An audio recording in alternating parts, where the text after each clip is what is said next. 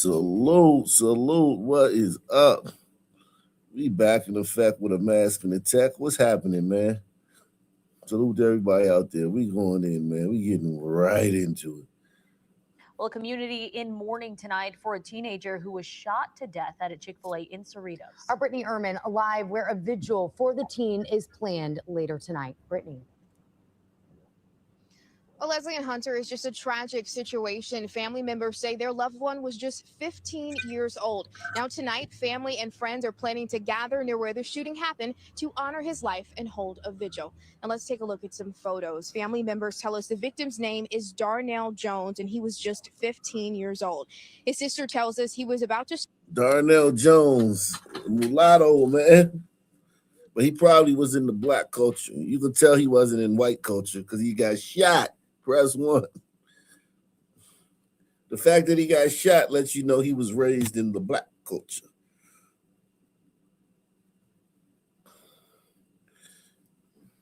You know? And when you're a mulatto, I understand. It's tough, man. It's tough, man. It is tough. Salute everybody out there. Irish goon in the building. Vladimir. Vlad in the building. Long time. Everybody hit that like button, man.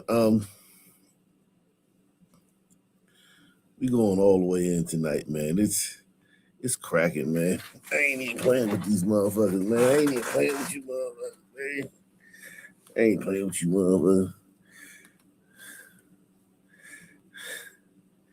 It's cracking, man.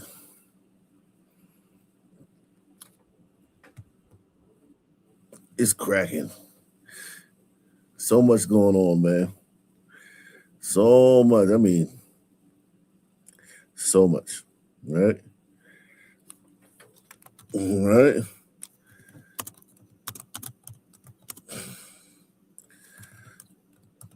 Everybody hit that like button as you come in, man. Ugh.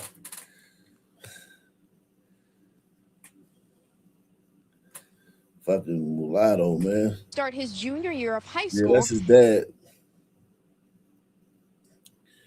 That's his dad. This kid was 15 years old, starting his junior year of high school. Got clapped at Chipotle. I got one question for niggas, man. Can the person who killed him get 35 years? Is it all right? Is it all right if we give the guy who killed this kid 35 years? You niggas are now gatekeepers of sentencing gatekeepers and shit. Niggas are the final bosses of sentencing.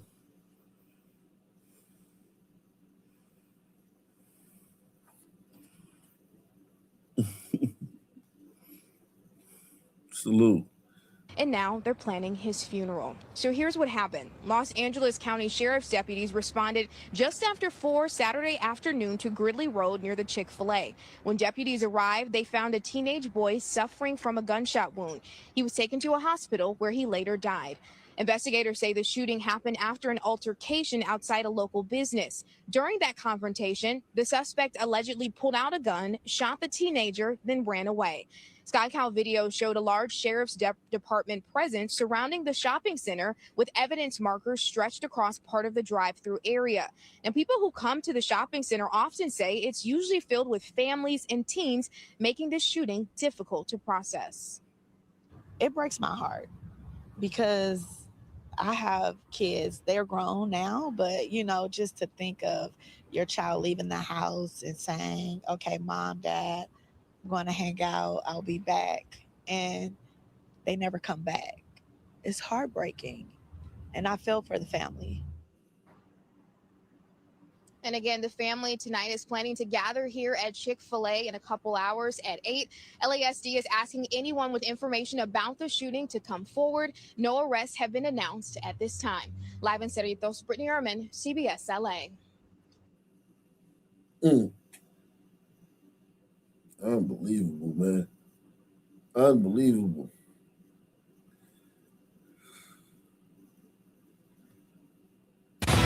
Breaking at the Salute to everybody out there, man. We are live and direct. Coming at you.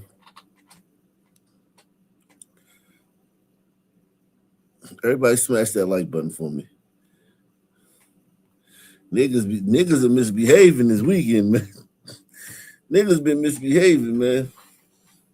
As usual. We don't get into Karmelo. I'm just going to warm it up a little bit. We warming it up a little bit. Don't worry. We don't get into Karmelo. Breaking at this hour, the man convicted of killing a Milwaukee police officer in an ambush-style shooting will spend the rest of his life in prison. A jury convicted Tremaine Jones for... Are you niggas okay with that? Because, you know, we gotta run it by niggas. You gotta make sure it was a black juror. This is no good. This sentence is no good because it wasn't no black jurors, man. You know, you can't judge anything unless you got a black juror, man.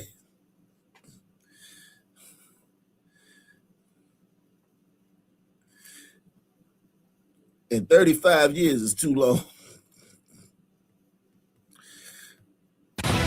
Breaking at this hour, the man convicted of killing a Milwaukee police officer in an ambush-style shooting will spend the rest of his life in prison. A jury convicted Tremaine Jones for killing Officer Kendall Corder 1 year ago in a North Side alley.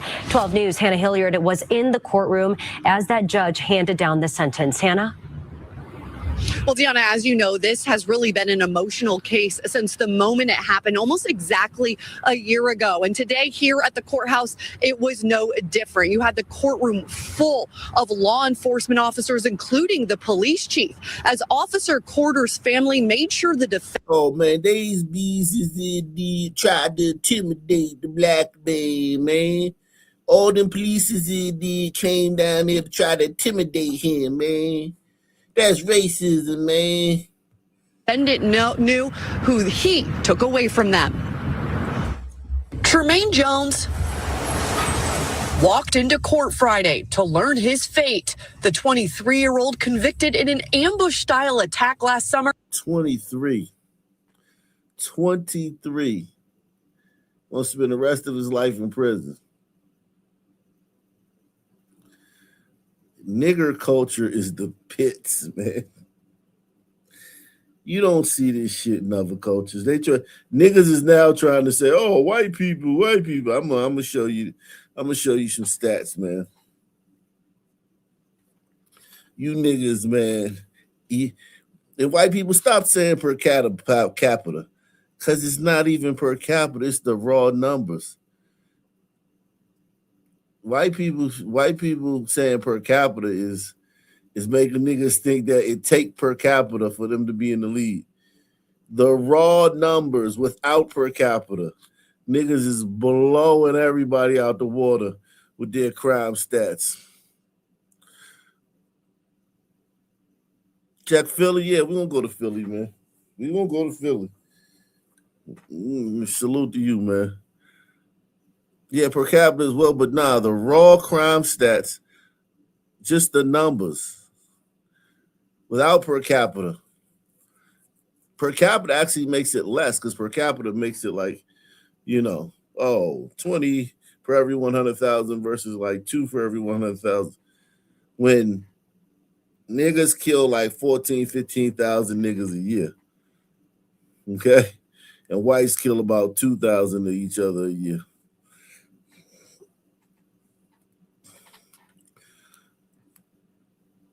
And yeah, when you do per capita, but still, without per capita. It is, nigga. This nigga going to jail for the rest of his life. 23 years old. Shit. Don't know shit from Shino. Shot a fucking cop. Killed him. A black cop. A slave catcher. He killed a black slave catcher. Walked into court Friday to learn his fate. The 23-year-old convicted in an ambush-style attack last summer that rocked Milwaukee. He hurt the police department and he hurt the city. His 16 rounds injuring Milwaukee police officer Christopher McCray and killing his partner that night near 24th and Garfield, Officer Kendall Corder. He always wanted to make a difference in this world. And he did. Corder's family and friends telling the court what a passionate police officer he was. Nigger community puts this guy, nigger community actually values this guy more than that cop.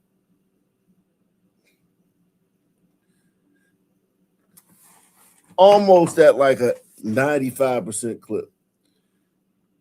Literally, almost at a 95% clip, nigger community members value this fucking nigga running around spraying bullets out of a fucking gun he don't even know how to fucking use in broad daylight in a residential area.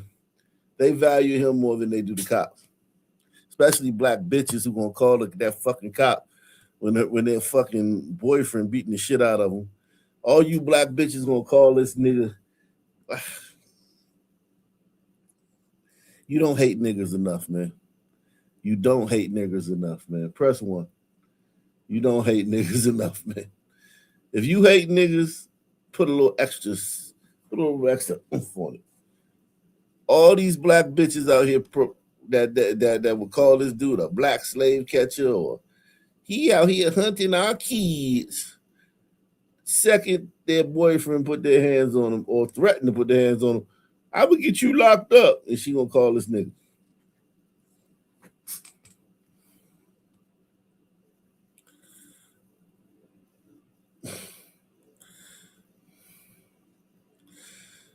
Support the channel. Take the $5 challenge. Sponsor the programming. Sponsor the programming. Sponsor the programming. The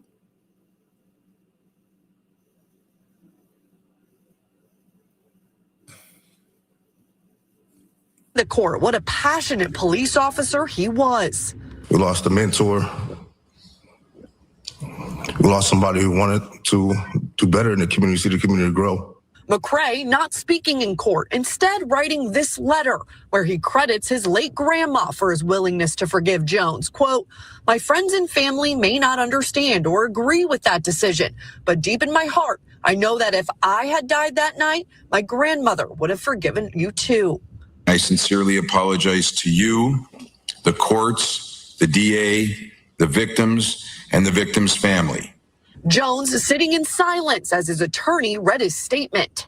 I just wish I could go back in time and change what happened, although that is not possible.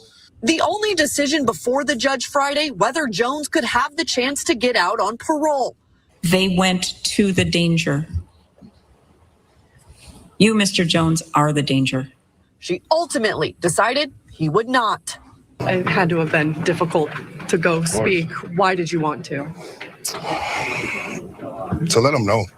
I don't think he truly knew who Kendall was. I wanted to let him know that, you know, what you did was senseless. Hannah, the hearing got off to a late start. Right down about a 25-minute delay. The judge. You notice them fucking monkey ass niggas ain't following this case, right? You notice that, right? Them monkey ass niggas ain't following this case. They ain't making a big deal about this case. Oh my God, you niggas, boy. Other news tonight, we're learning new information after 3 Philadelphia police officers were shot in the city's Winfield neighborhood last night. The suspect. Or this case. Niggas out here shooting cops 95 going north. And it been like that since the beginning of fucking time. Niggas been killing cops from the beginning of the time. Way more than cops kill niggas. I'm talking about way, way more. Is dead, and the officers all expected to recover. Surveillance video from the city street camera shows the suspect confronting those officers. Action News reporter Amanda Pitts has the update. Those 3 injured police officers are expected to be okay. They are stable at the hospital at last check. This all went down here in this area of North 54th Street. We've learned the suspect accused of firing those shots at police, who was ultimately killed, owned 2 businesses here at the scene. Those who knew him say they are shocked. These are the moments leading up to the shooting of 3 Philadelphia police officers in the city's Winfield section Saturday night. The ordeal caught on a city street camera. Officers responded to a shooting incident. A car was shot up. During that period, there was an individual who came up and engaged them. The suspect, seen here wearing beige pants, gets in the officers' faces and even pushes one of them. Moments later, police say he pulls a gun and opens fire. We paused the video before that gunfire is exchanged. I got hit. One was shot in the face. One was shot in the... So this nigga walked up. This nigga walked up on the police, tried to fight him. Did the police stab him in the heart? Did they shoot him in the heart? No. They tried to, negotiate with him, reason with him, rationalize with him. And this nigga pulled out a gun and shot 3 cops.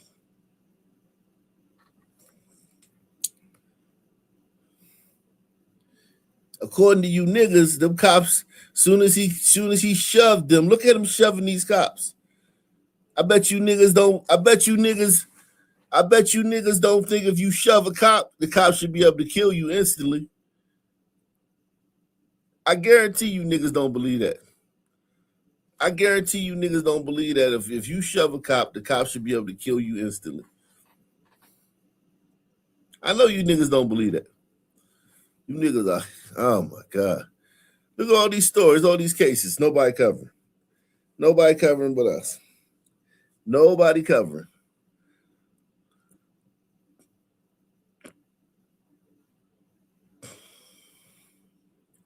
Nobody covering. None of these cases.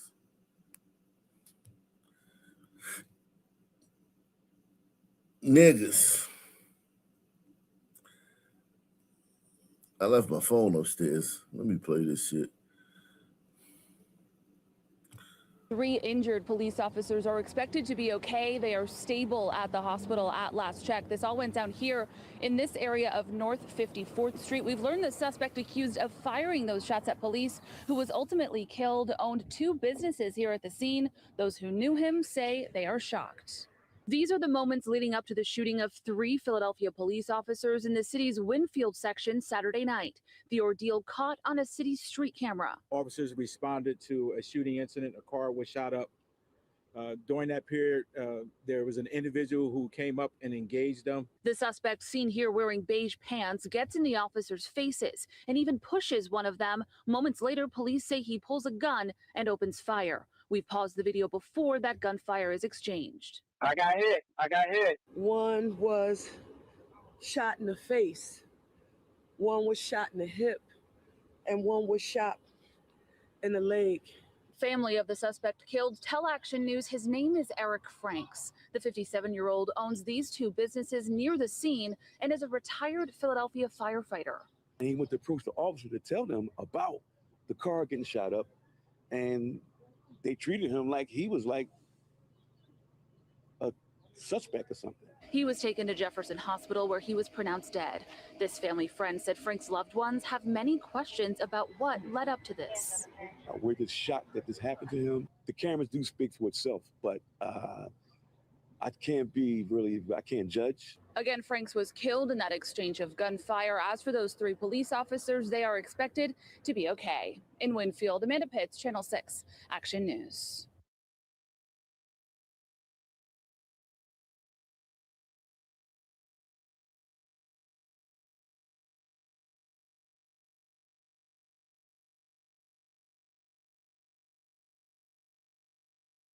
Oh, man. Nobody talking about this, huh? We do know that one of those officers underwent surgery last night. Sources say a second officer may be going in for surgery at some point today. Now, the police commissioner and the mayor say that those officers are in stable condition, and both are praising their actions. We've just got new surveillance video that will be used in this investigation. We want to caution you here. We're not showing the officers as they're being injured, but we want to talk you through what happened as they responded to that other shooting at 54th and Arlington last night. In this surveillance video, you can see the officers on one side of the street. A man approaches them. They start to try and move the man towards the center of the street. At one point, you can see other officers and even people from the general public getting involved in what appears to be the building altercation. And then as they're at the center of the street, that man pulls out a gun. We've frozen the video before you see any of the shooting there. That scene now being investigated by Philadelphia police. They've been investigating this all night as to what led up to this. We're told that the suspect here, a 57-year-old retired Philadelphia firefighter, was killed after those three officers were shot. It is only by the grace of God that three of our Philadelphia police officers who were shot in the line of duty tonight are in stable condition. One was shot in the face, one was shot in the hip, and one was shot in the leg. These are husbands, fathers, sons, brothers who came to work today and almost didn't make it home. Now, in their comments last night, shortly after these three officers were shot, the commissioner and the mayor making it very clear they wanted to focus on the conditions of these officers. They did not speak too much about this gunman, this 57-year-old retired firefighter, why they think he showed up to the scene, why they think that he interfered in that other shooting investigation, and why they think he pulled out a gun. That is the very latest. Reporting live in West Philadelphia, Deanna Durante, NBC 10 News.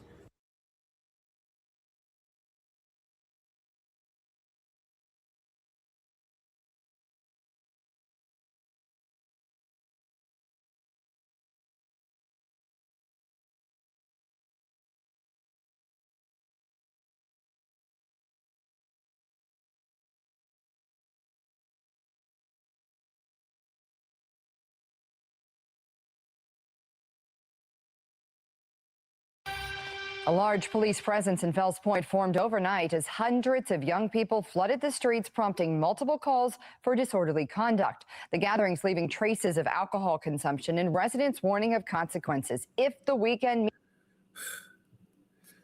Listen, man. Sorry about that.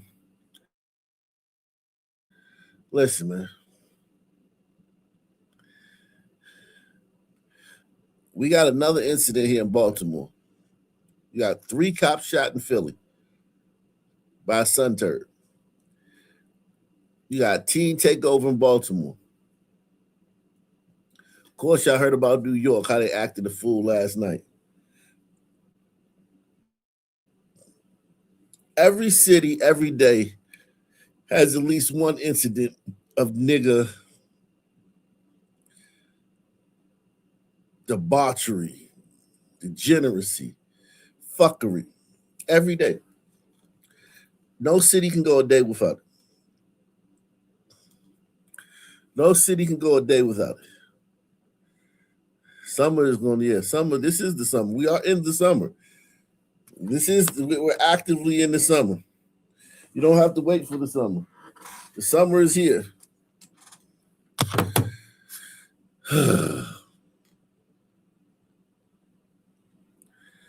A bunch of little Karmelos going to be out here acting a fool. A bunch of little Karmelos.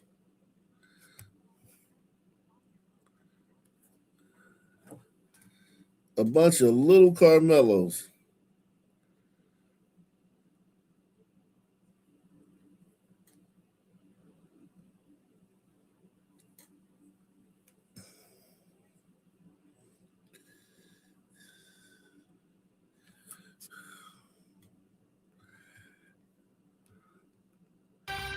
A large police presence in Fells Point formed overnight as hundreds of young people flooded the streets, prompting multiple calls for disorderly conduct. The gatherings leaving traces of alcohol consumption and residents warning of consequences if the weekend meetups carry on. My parents used to tell me all the time my curfew was 12 o'clock. Actually, it was 11. And they said nothing good happens after 12 o'clock. And you know what? I'm 59 and it still stands. Nothing good happens after 12 o'clock. Fox 45's Cassidy Stevens is live in Fells Point, joining us with the latest on these gatherings. Cassidy. Maxine, that's exactly right. There was a very large police presence all across here in Fells Point last night, but that did not stop huge crowds of teens and young adults from taking over the waterfront, leading to multiple calls and even an arrest. It was just a flood of kids. Like, they were obviously younger, because if they were older, they'd probably be in the bars. But I mean, it was just like, it was like a movie scene. I was like 500-600 kids out there. Thousands flock to Fells Point when the temperatures rise, but for many residents, the large crowds bring concerns for what happens after midnight. Then you get, the rowdy people and the rowdy underage teens that'll come out. Now listen, I'm gonna tell you how much of a bitch ass people who do shit like this dude are. Shout out to Barry B. Barry B is in the building. Salute to my man, Snake Plissken, man. We're into Bitcoin. We're into Bitcoin.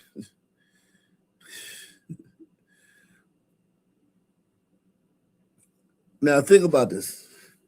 If a white dude came in his little barista, right, or his bar, and had an attitude, right? This nigga would go on Facebook or YouTube and have and melt down about how white people are racist and shit. And he explicitly said it was white people, right? These niggas are terrorizing his city, and look how he describes them. He won't describe them accurately.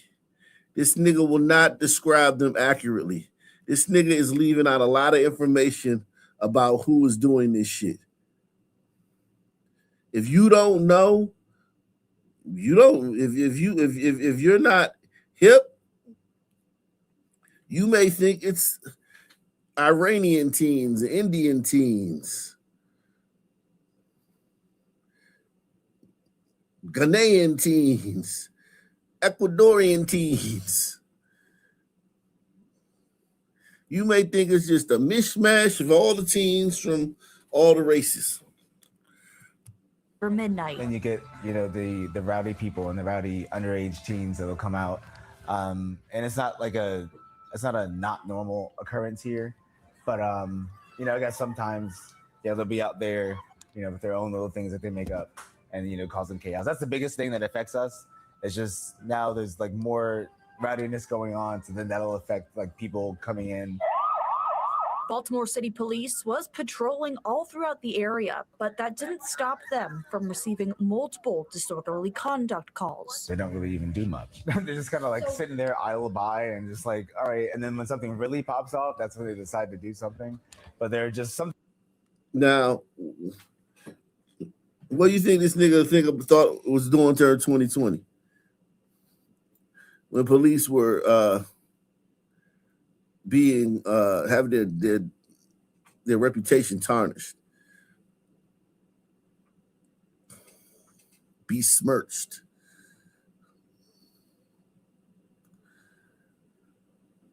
Damn right the police ain't gonna do nothing.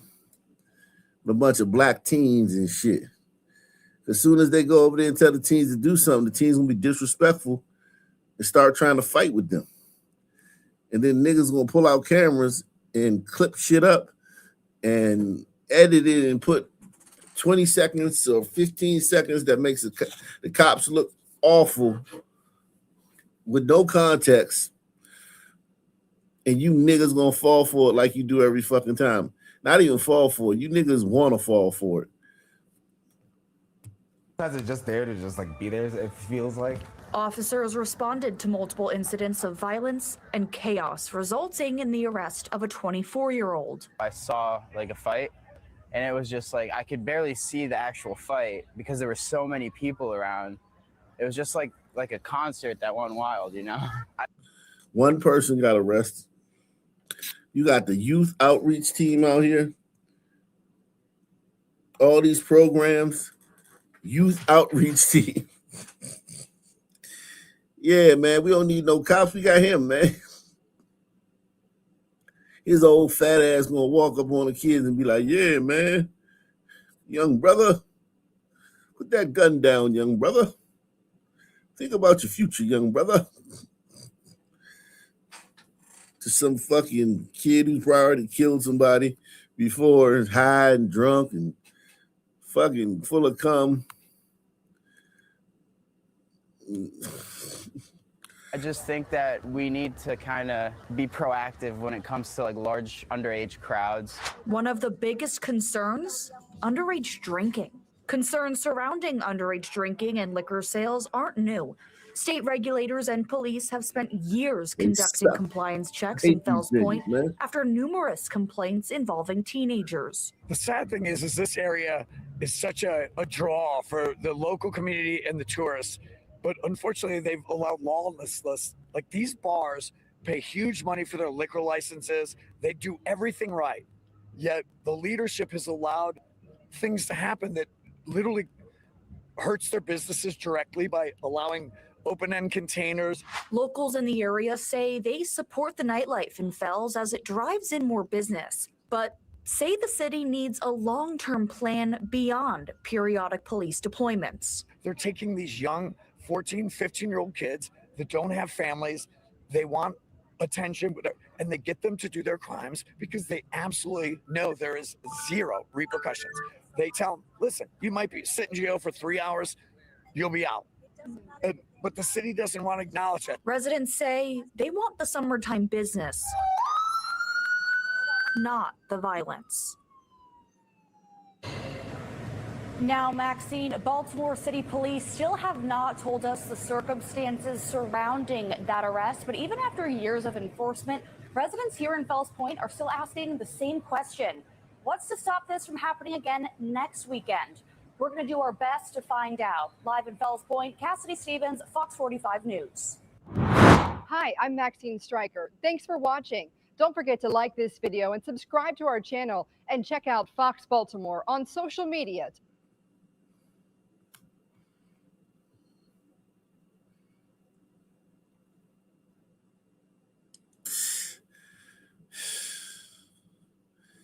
You niggas, boy, I tell you, man. You niggas are fucking.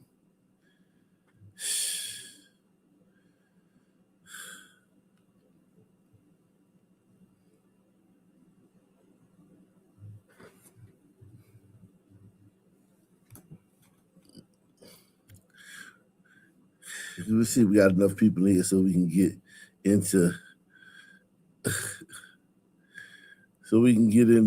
Karmelo, man. Let's do this one before we get into Karmelo, man. Salute to everybody out there, man. Take the challenge. Count one, the murder of Tyree Smith. We, the jury, find the defendant, Makai Cable, guilty of murder. We, the jury, find the defendant, Damarian Moore, guilty of murder. First tonight, a jury comes back with 2 guilty verdicts in a deadly bus stop shooting. Damarian Moore and Makai Cable are now convicted of murder in the death of Tyree Smith. He was shot and killed in 2021. Jamie Mays heard from Smith's mother moments after the jury reached the verdict. Jamie, how did she react? Vicki, Rick, Tyree's mother was grateful. She told us she felt the jury made the right decision, and she's hoping the 2 men convicted get the maximum sentence. It's no winners, but I'm happy that we got justice for my son. On Thursday evening, a jury returned a verdict Sharita Smith says she'd been waiting for. Damarian Moore and Makai Cable were found guilty of murdering her son, Tyree Smith. The 16-year-old was shot and killed at a bus stop in 2021. And it's been 5 long years. We have been going to court almost every month for 5 years, and I'm grateful. I can't thank the prosecution and the detectives enough for doing such a great job. During the trial, prosecutors said Moore and Cable were trying to target another teenage boy as part of an ongoing feud when Tyree was shot.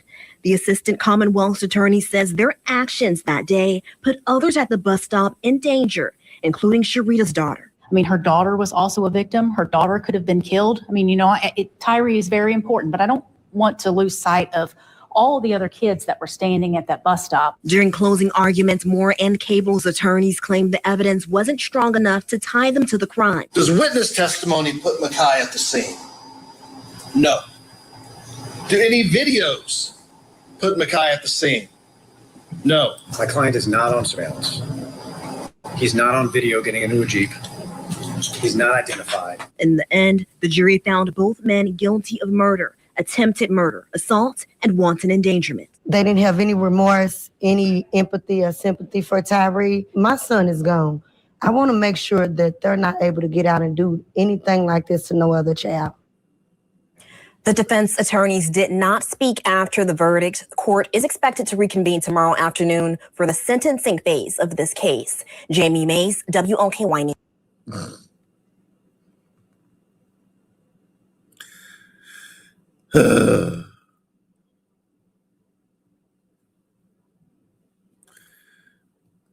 Is it okay if they get 35 years?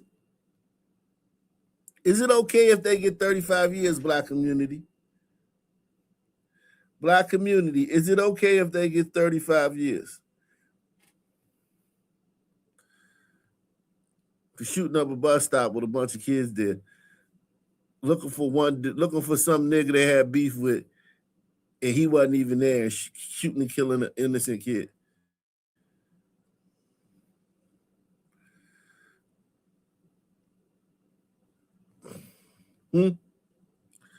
Is it okay if we give them 35 years? I just want to know, Black community.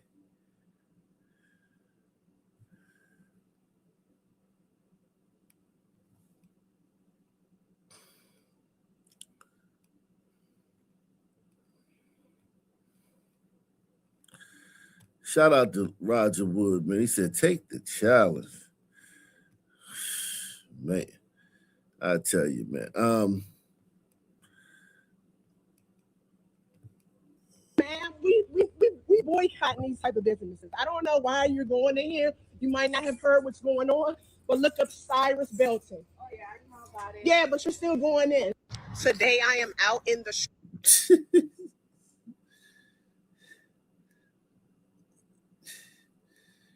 This woman ain't got nothing better to do, man. Listen, I know she got something better to do. I refuse to believe that this woman don't have nothing better to do.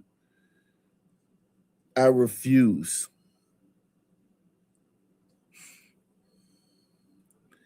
I refuse to believe that this woman don't have nothing better to do than be posted outside of carryout,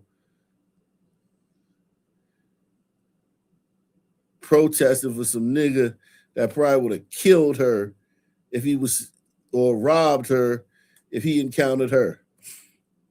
That's the thing about all these black suspects, man. A lot of these black suspects that these motherfuckers protest for, these protesters, these protesters better thank their lucky stars they never encountered these niggas in real life when they were alive. You better be lucky George Floyd never put on a Department of Water's uniform and knocked on your fucking door.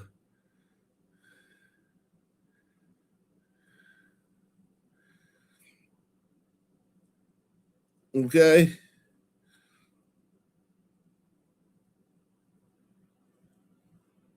Okay?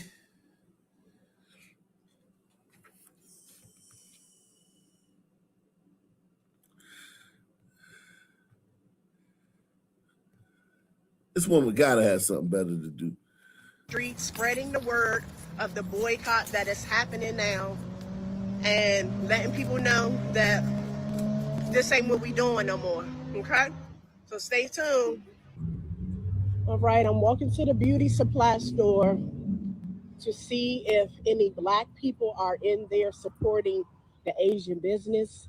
I understand that a lot of people do not know, and that's why I'm out here trying to spread the word and let people know that, hey, this is not what we're doing. So yeah, let me walk up. What do you mean this is not what we're See doing? this beauty. She said this is not what we're doing. Motherfucker, if I want a soda or some chips, I'm going to that motherfucking store. What do you mean this is not what we're doing? You niggas are crazy. For you, I'm in Waldorf, Maryland. Waldorf, Maryland, yikes. Parking lot look full. We're going to see when we walk in.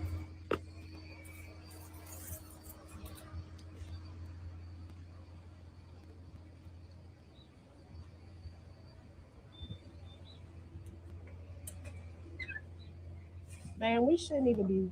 Have you heard about the boycott that's happening? Yeah, we shouldn't even be in here, girl. You know what? She said, I know. But look at she got to get her hair done. Look at her hair. She look at her. Look at her hair, man. You running up on this lady, man, talking about something we shouldn't even be in here.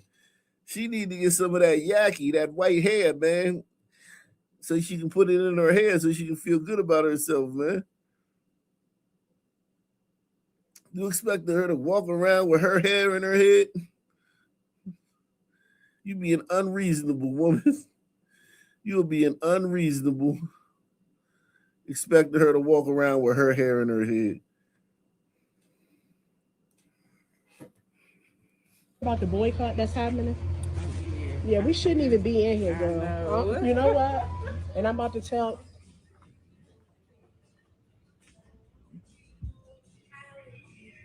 Okay, it's not really that many people in here.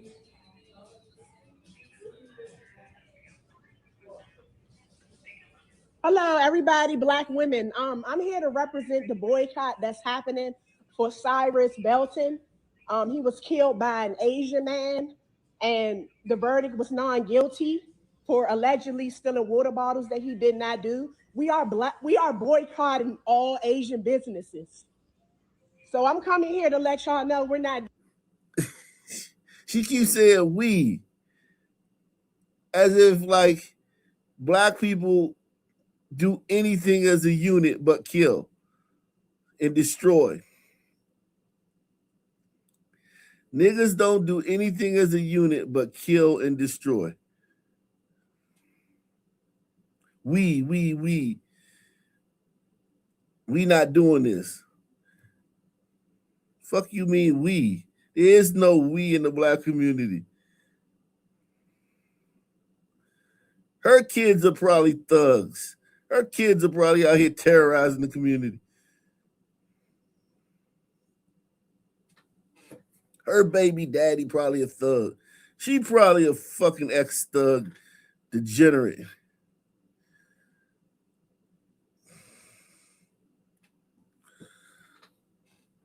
Doing any beauty supply stores.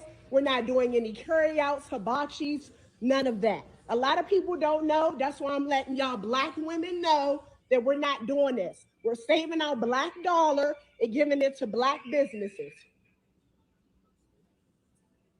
I'm sure you heard of it. You look like a young woman. You should know what's going on. So I'm spreading the word, and y'all have a nice day. Ma'am, we boycotting these type of businesses. I don't know why you're going in here. You might not have heard what's going on, but look up Cyrus Belton. Oh yeah, I know about it. Yeah, but you're still going in. So spin black, okay? She's still within that motherfucker. She's still within, man. Salute the these people are crazy, man. Salute the eBay top seller, man. He became a member, man. Mac Knight is in the building. Mac Knight, shout out to Mac Knight. This is comedy, man. To all my followers, viewers, supporters, if you like what I'm doing. No, we don't like what you're doing. Please stop. Go home and raise your children. Do something, man. All your kids better have straight A's.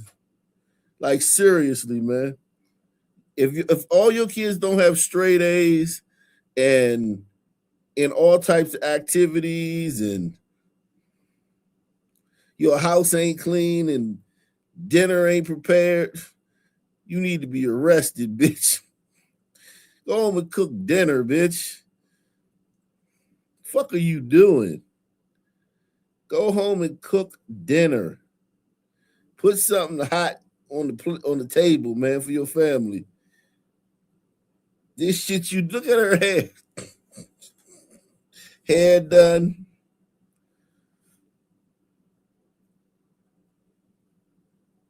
Jeez. Go home, cook dinner,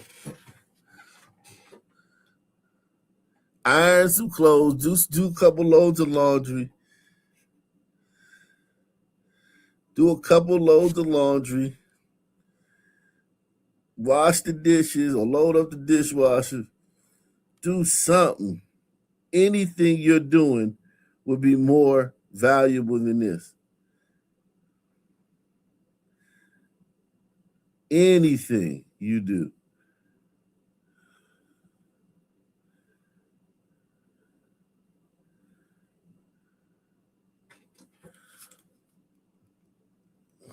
And you're with the movement, please donate to my Cash App and support the cause. $F. She asking for donations for her to go fuck with people that's going to the Asian businesses. She gonna get it too. God damn it, man. There gotta be something more valuable this woman could be doing with her time. FOXI22. That's Cash App again. FOXI22. Thank you so much. That there will come a time when black people. You niggas, God damn. We not doing this. Yes, the fuck y'all are.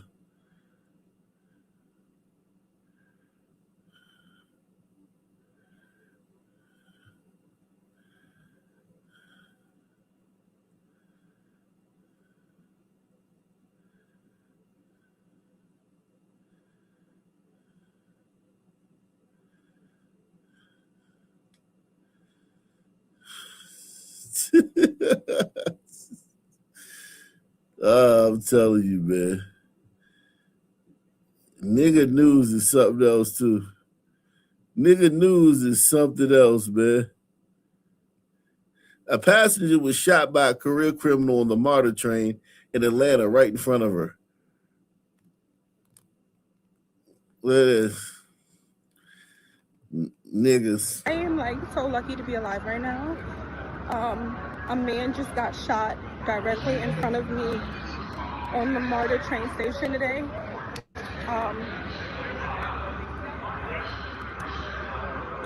His blood is literally all in front of me. I've never heard gunshots that close in my life. All I could do was just get up and run to the floor, and when I saw blood, I screamed and my shot, and I got up and ran to the back of the buggy I was in. I just started thanking God, but pray for the man who got shot. He got on the train and wasn't even there that long, and the door didn't even shut, and as soon as he sat down, they shot him.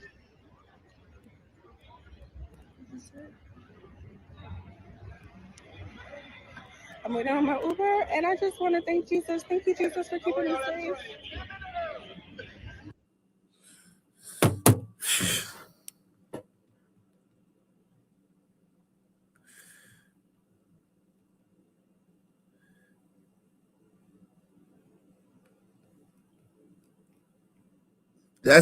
That's the only way we can get some sanity out of a black woman is if she had a near-death experience.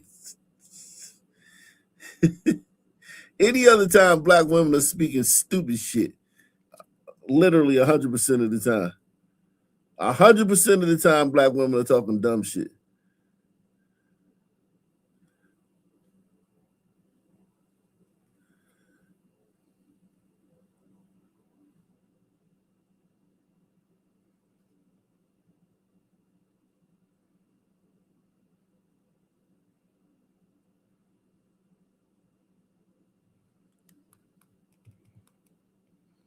Hey, hear me. It's time to withdraw. It's time to withdraw. I woke up this morning and that was the phrase that was in my head. Okay. It's time to withdraw. Withdraw your talents, withdraw your resources, withdraw access. These folks want access. They want control. They want to be near you. How else can they steal from you? The way that we have been fighting has expired. It's time to withdraw and let them see what they are without us. And it's not even about them. It's for us to see who we are when we unleash our power. It's time to withdraw. Next step's coming.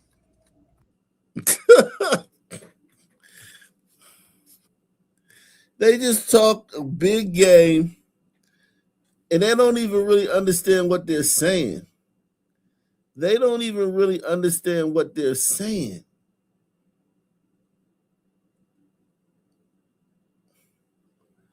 Like, they don't understand.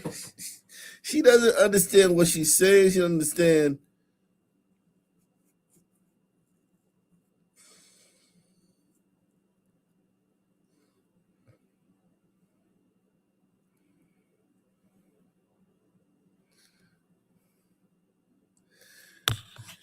Withdraw.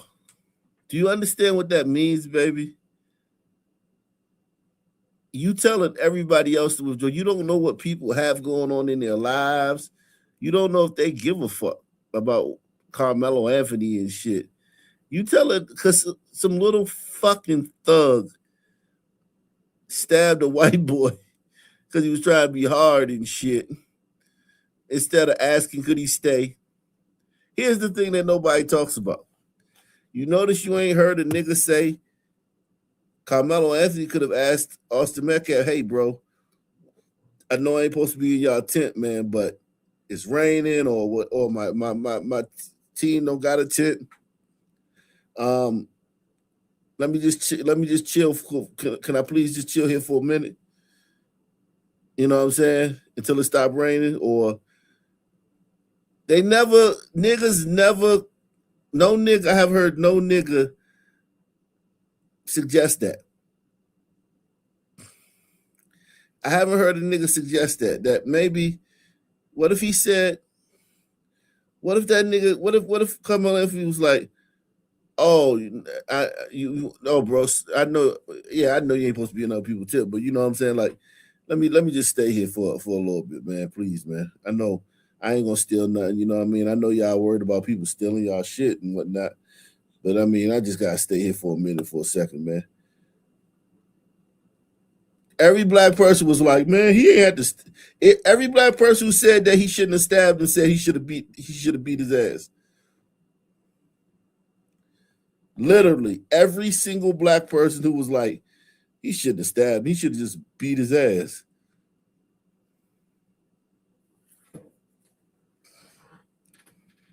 He didn't have to stab Austin. He could have just beat his ass.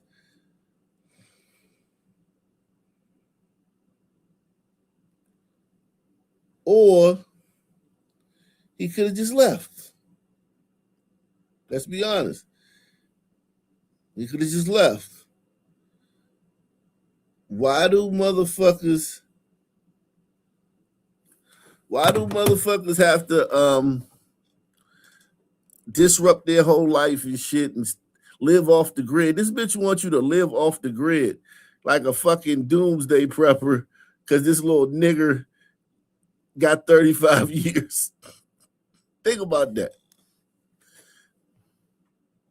While she's sitting in her car in her AC.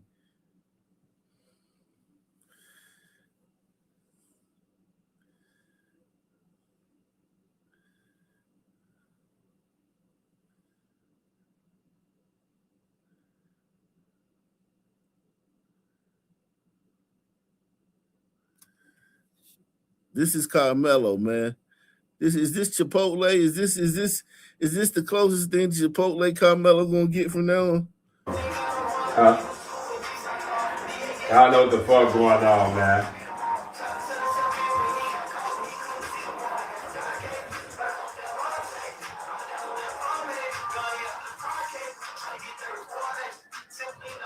Chef boy out there, nobody got to rap like me on Bro Arm & Hammer, man. Free the guys, bitch. You good?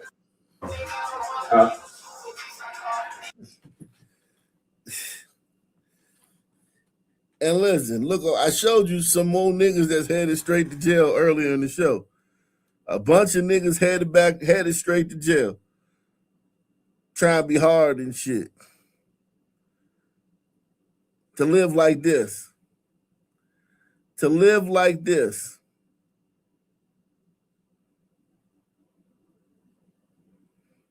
To live like this.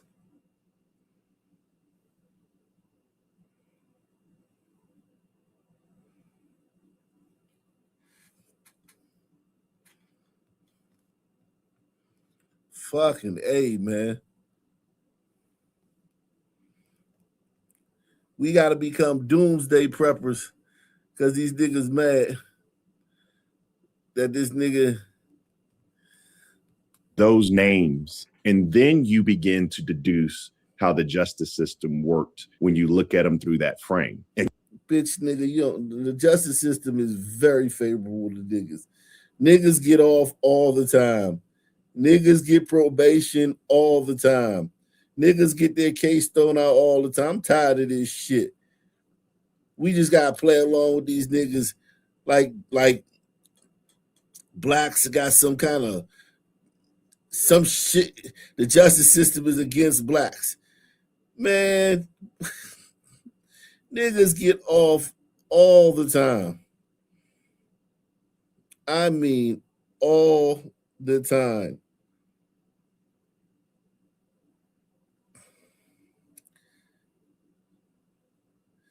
Niggas beat murders, niggas. It'd be 1,000 niggas downtown tearing up the city and 4 people get arrested.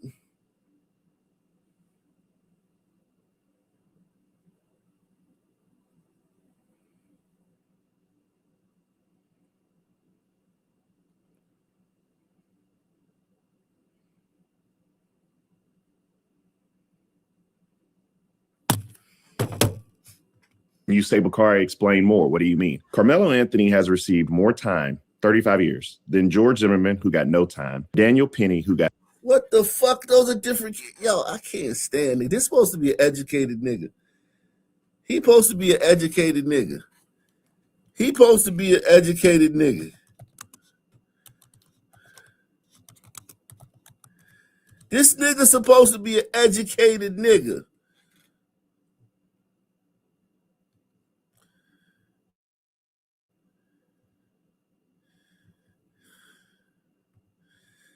Think about it. This is an educated nigga right here.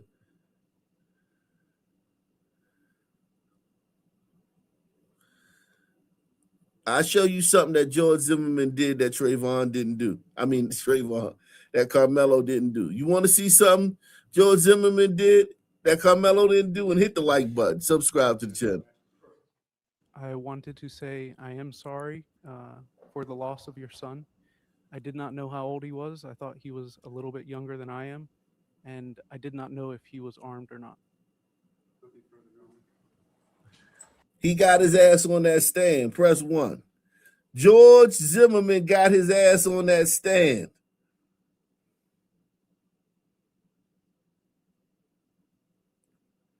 George Zimmerman got his ass on that stand. We still ain't heard Carmelo talk. I'm talking about nowhere. We don't have a statement from Carmelo. Don't nobody know how Carmelo sound. George Zimmerman got his ass on that stand.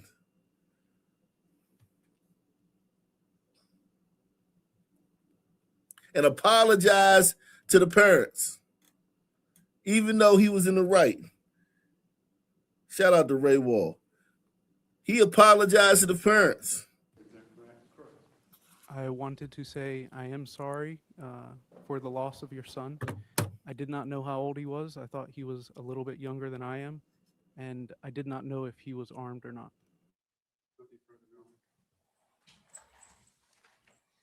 And I'm sorry, sir, you're not really addressing that to the court. You're doing it here to the victim's family. Is that correct? They are here in the court. Yes. I understand, but I thought you were going to address Your Honor, Ms. Judge Lester, not. So that's really addressed to the family and where the media happens to be, correct, Mr. Zimmerman? No, to the mother and the father. Okay. And tell me, after you committed this crime and you spoke to the police, did you ever make that statement to the police, sir? That you were sorry for what you've done or they're lost? No, sir. You never stated that, did you? I don't remember what I said. I believe I did say that. You told that to the police? In one of the statements, I said that I felt sorry for the family. You did? Yes, sir. So that would be recorded because all those conversations were recorded, right? Yes, sir. Okay. And you're sure you said that? I'm fairly certain. Okay. And so which officer did you tell that to? I think you gave 5 statements, I believe, total. Yes, sir. I'm sorry. All the names blend together. Okay. And do you remember if it was a male or a female? There were both. See, this is Trayvon Martin's this is the cross-examination. He's being cross-examination by the state, right?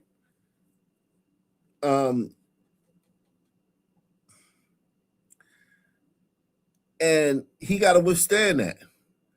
They said they didn't want to put Karmelo on the stand because they knew that Austin Metcalf knew that the prosecution was going to eat up Karmelo. You still got to get on the stand, though. Even if you look bad like George Zimmerman is. George Zimmerman looks bad on the stand. He getting destroyed. He looked awful on the stand.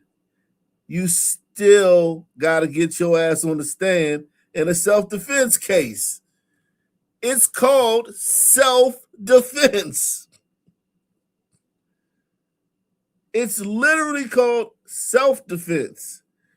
So you know what you need to do? Get yourself on the stand and tell them why you defended yourself. And yeah, they're going to come after you. They're going to go hard on you. They're going to tear your little story apart. They're going to, you know what I'm saying, badger you and shit. But at least the jury can be like, well, damn, at least we know. Karmelo sat in that courtroom stone-faced the whole trial.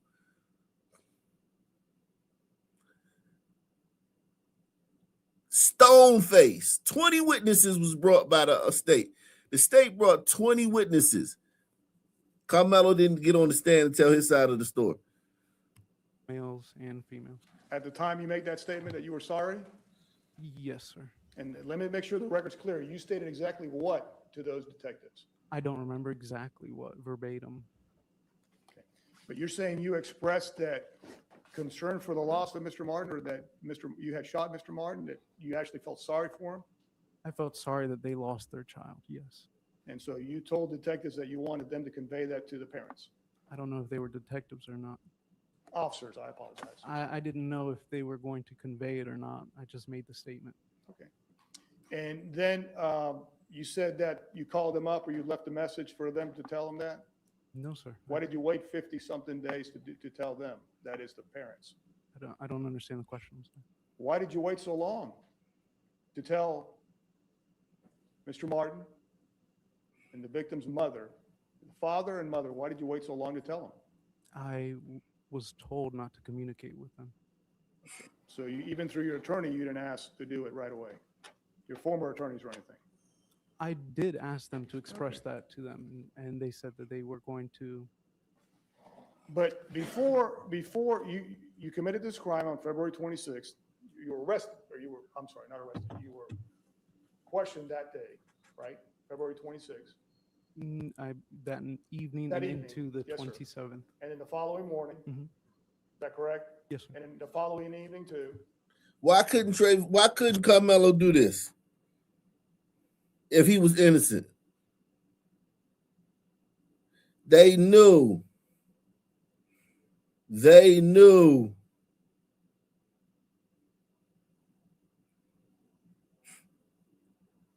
They knew.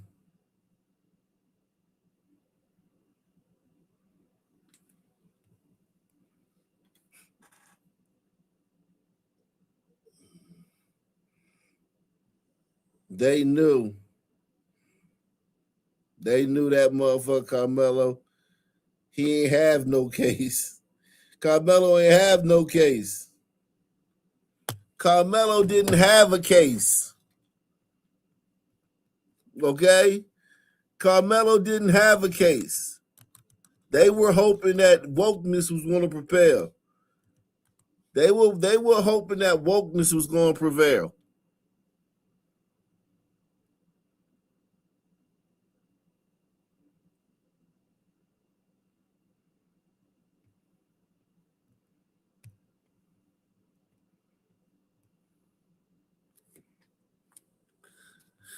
They were hoping that wokeness was going to prevail. He said Karmelo would have cussed out. Karmelo would have stabbed the prosecutor. Look at George Zimmerman. George Zimmerman got injuries, man. Zimmerman got injuries, bro.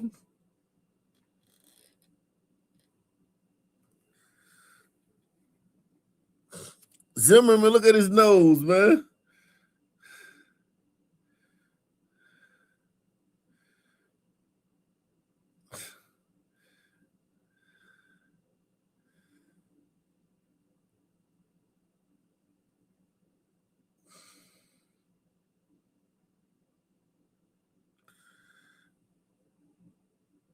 Zimmerman got injuries.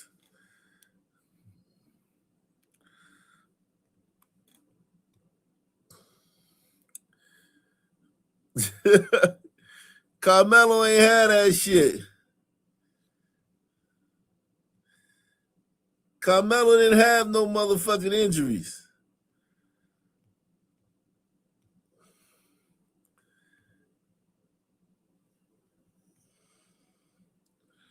Okay? George back in George's head was busted open.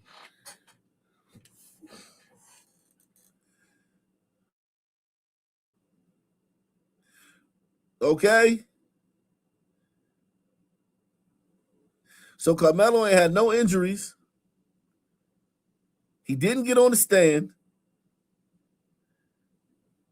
And you niggas is talking about a black juror. Well, we needed a black juror. Think about that. His case was so weak that it hinged on having a black juror that was going to just vote to just off a race.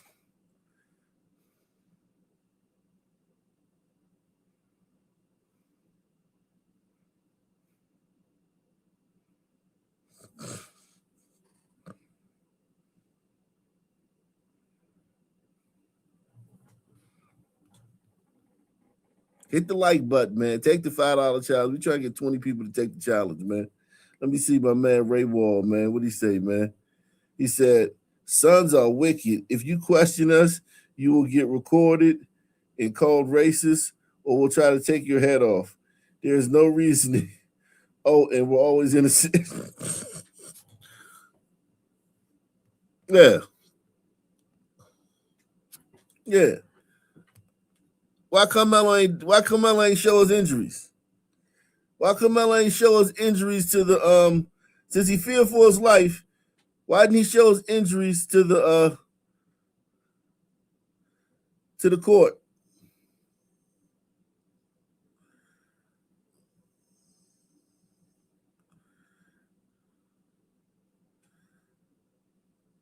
That's all he had to do was show his injuries to the juries. Hey man,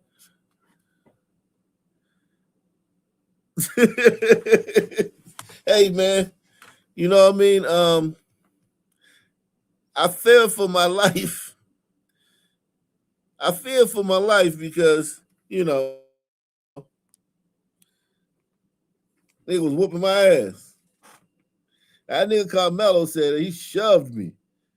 He shoved me, and I feared for my life. You understand how many? Do you understand how fucking useless niggas are for advocating for a kid to be able to kill another kid because he got pushed? Do you know how many kids I would have killed? Do you know how many kids I would have killed? Do you know how many kids would have? Yo, there was a fight every day. I went to a black junior high school, right? And it was a fight every fucking day. And if it wasn't no fight, it was boring. That day was boring. It was boring that day. We had a rule, and I promise you, I wish I had somebody here from Bertie Backus back in the 90s, that if you fell during a fight, everybody started kicking you. Because everybody would crowd around the fight. When it was a fight, everybody crowd around. It'd be like, you can't even see the fight. You can't even see the fight from the outside. You just know something going on in the middle of all them people. All the time. Nobody ever got stabbed. Nobody ever got stabbed. Black school, not no fucking 10% white school like Karmelo went to. Black school, 1990s, Washington, D.C. Fight every day. Nobody ever got stabbed.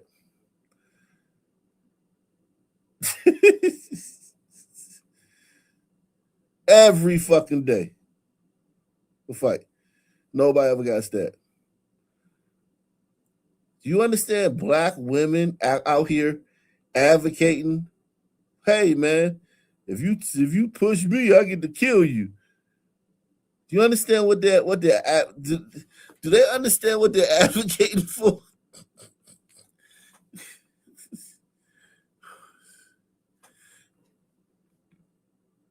Stabbings are not common, man. Let's be honest, man. Let's stop the bullshit. Stabbings are not common in school, man. At school events, man. Fights, yeah, fights happen. Stabbings don't know. Let's stop acting like motherfuckers don't just fight all the time in school. We gotta stop the bullshit. Niggas fight niggas came to school just to fight.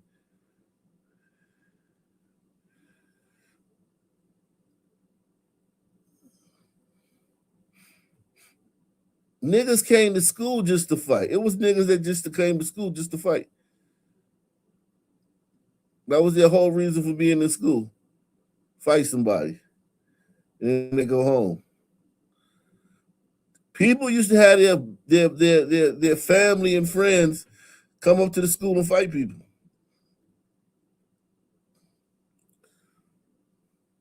Nobody ever got stabbed. On campus. Now, of course, shit happens off campus and shit, or feuds spill into the street between neighborhoods and shit, and yeah. But niggas at school, niggas is fighting. Niggas getting jumped. 15, 20 people on one, stomping a nigga out. Nobody gets that. Black women, though, they want to change that. You put your hands on me, I get to kill you. That'll track me.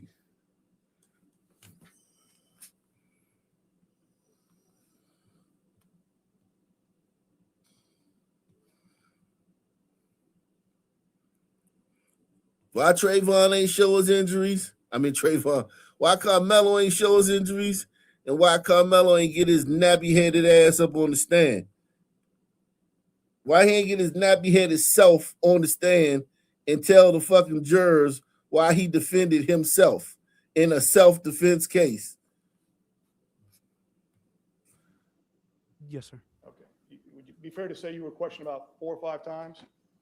I remember giving 3 statements. Yes, sir. And isn't it true that in some of those statements, when you were confronted about your inconsistencies, you started saying, I don't remember? Outside the scope of direct examination, I would object, Your Honor.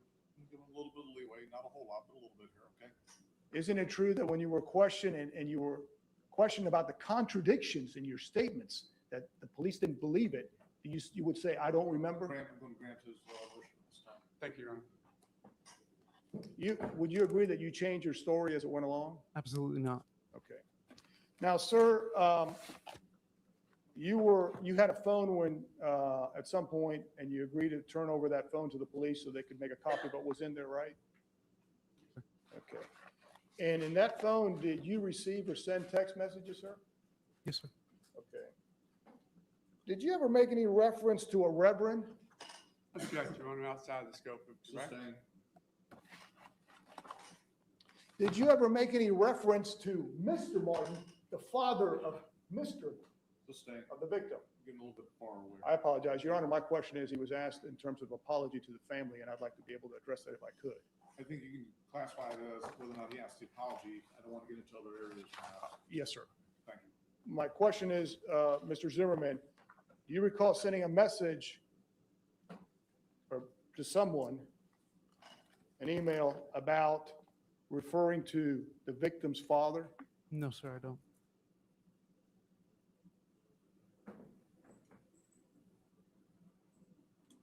Okay. So he stood up on that stand and took them bullets. He stood up on the stand and got cooked. He got up on the stand and got cooked by the state. And just to anticipate, I guess, is the court ruling, and that I can't ask him about his statements he made to the police in terms of his limited testimony. I just want to, before I get that, I don't want to be trying to ask the question, objections being made. We've already anticipated. You niggas I hate you niggas, man. No niggas asking why this nigga didn't get up on the stand and defend himself in a self-defense case. No niggas asking that. And no niggas is trying to act like that had something to do with it. They talking about a damn black juror. Why wasn't no black jurors? Are you niggas retarded? Don't answer that. Don't answer that. Do not answer that.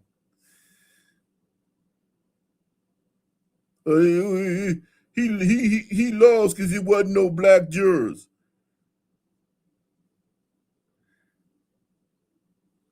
But forget that the nigga didn't defend himself in a self-defense case.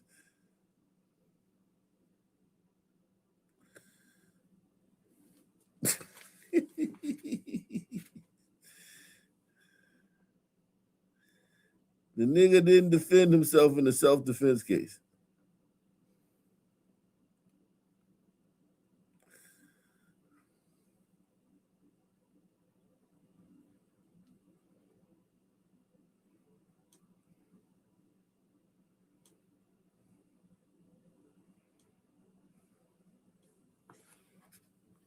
Those names, and then you begin to deduce how the justice system worked when you look at them through that frame. And you say, Bakari, explain more. What do you mean? Karmelo Anthony has received more time, 35 years, than George Zimmerman, who got no time, Daniel Penny, who got no time, Derek Chauvin, who got 22 and a half years, Amber Geiger, who got 10 years, and Rick Chow, who got no time. Combined, he got more time than all of them combined. And I think when you look at it through that frame, I think that frame is a more accurate. That is not a good frame. You're a lawyer. You're educated. None of them cases got anything to do with the other case. All of them cases are independent in different states. Each one of those cases is in a different state, independent, different facts.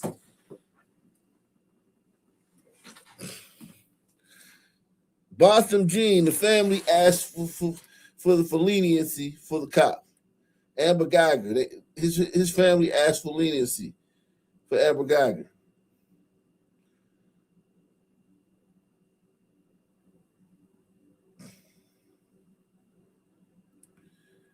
This nigga's supposed to be a fucking our intelligentsia.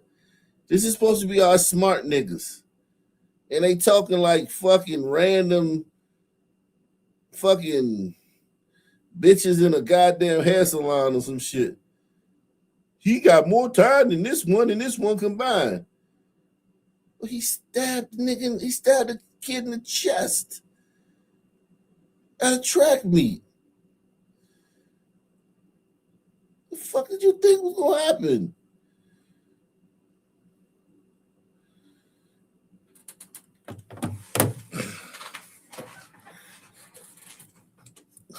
Accurate frame to see the injustice and the way that African Americans who are on that side. You niggas are fucking pathetic. You're pathetic, nigger. You're pathetic, nigger.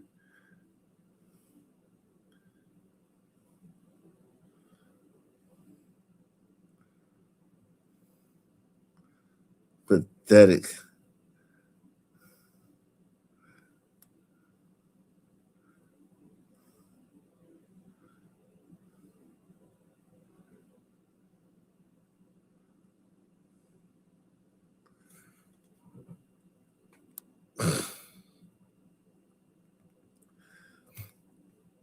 This AI Karmelo is so funny because nobody knows how he sounds because he never said a word.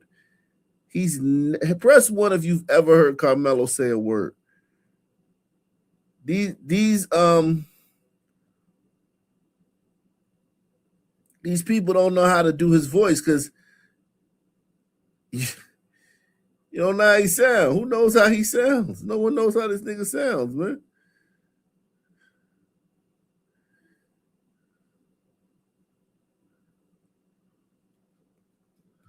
All right, day 4 update. I found out they got free massages in here. Honestly, my back does hurt, so this might be good. Relax, pumpkin. I got you. Bro, what the fuck are you doing? All right, day.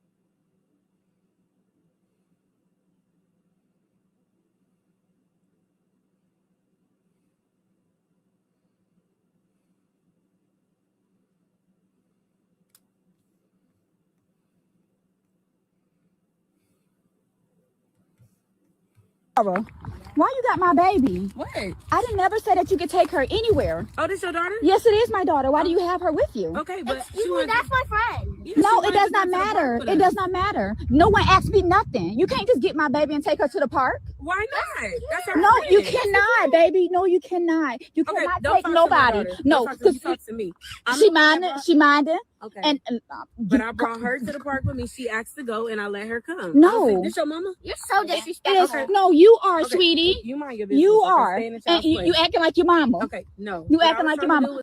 do was- Jesus Christ. What a skit.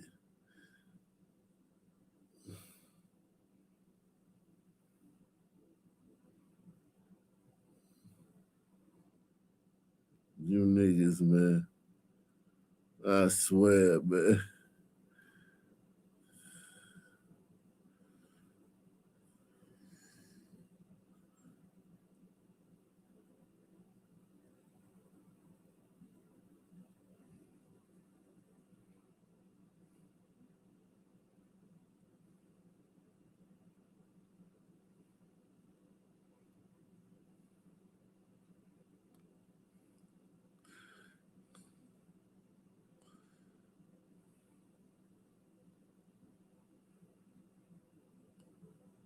You niggas, man. I swear to God.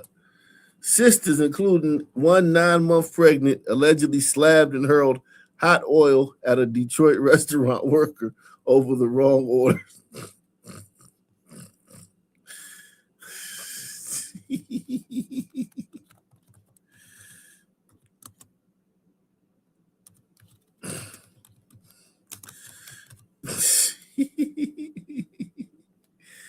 Jesus Christ.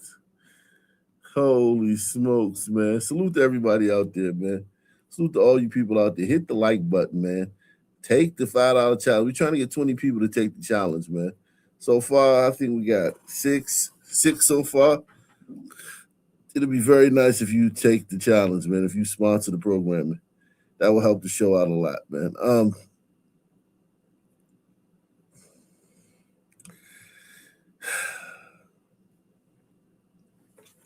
Let's get back to let me drop the link, man.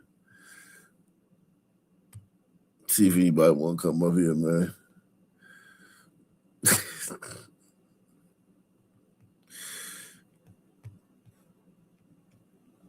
I swear, man. I tell you, man. I'm telling you, man. If you love me, tell me you love me. Don't stare at me, man.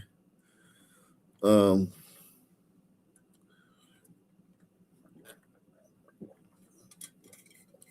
me do something. Let me go to some of the shit I saved. I saved a lot of shit earlier, man. I saved a whole lot of shit earlier. Look at this shit, man. Violent crimes committed by whites against blacks per 10,000 whites. 3. Violent crimes committed by blacks against whites per 10,000 blacks. 153. And we know that's a low ball.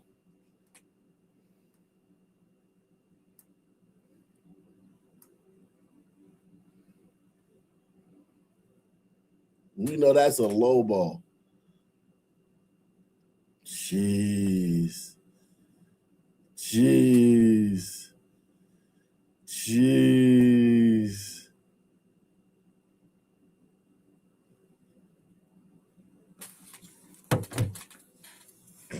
Look at that. And niggas got the nerve to be saying the bullshit.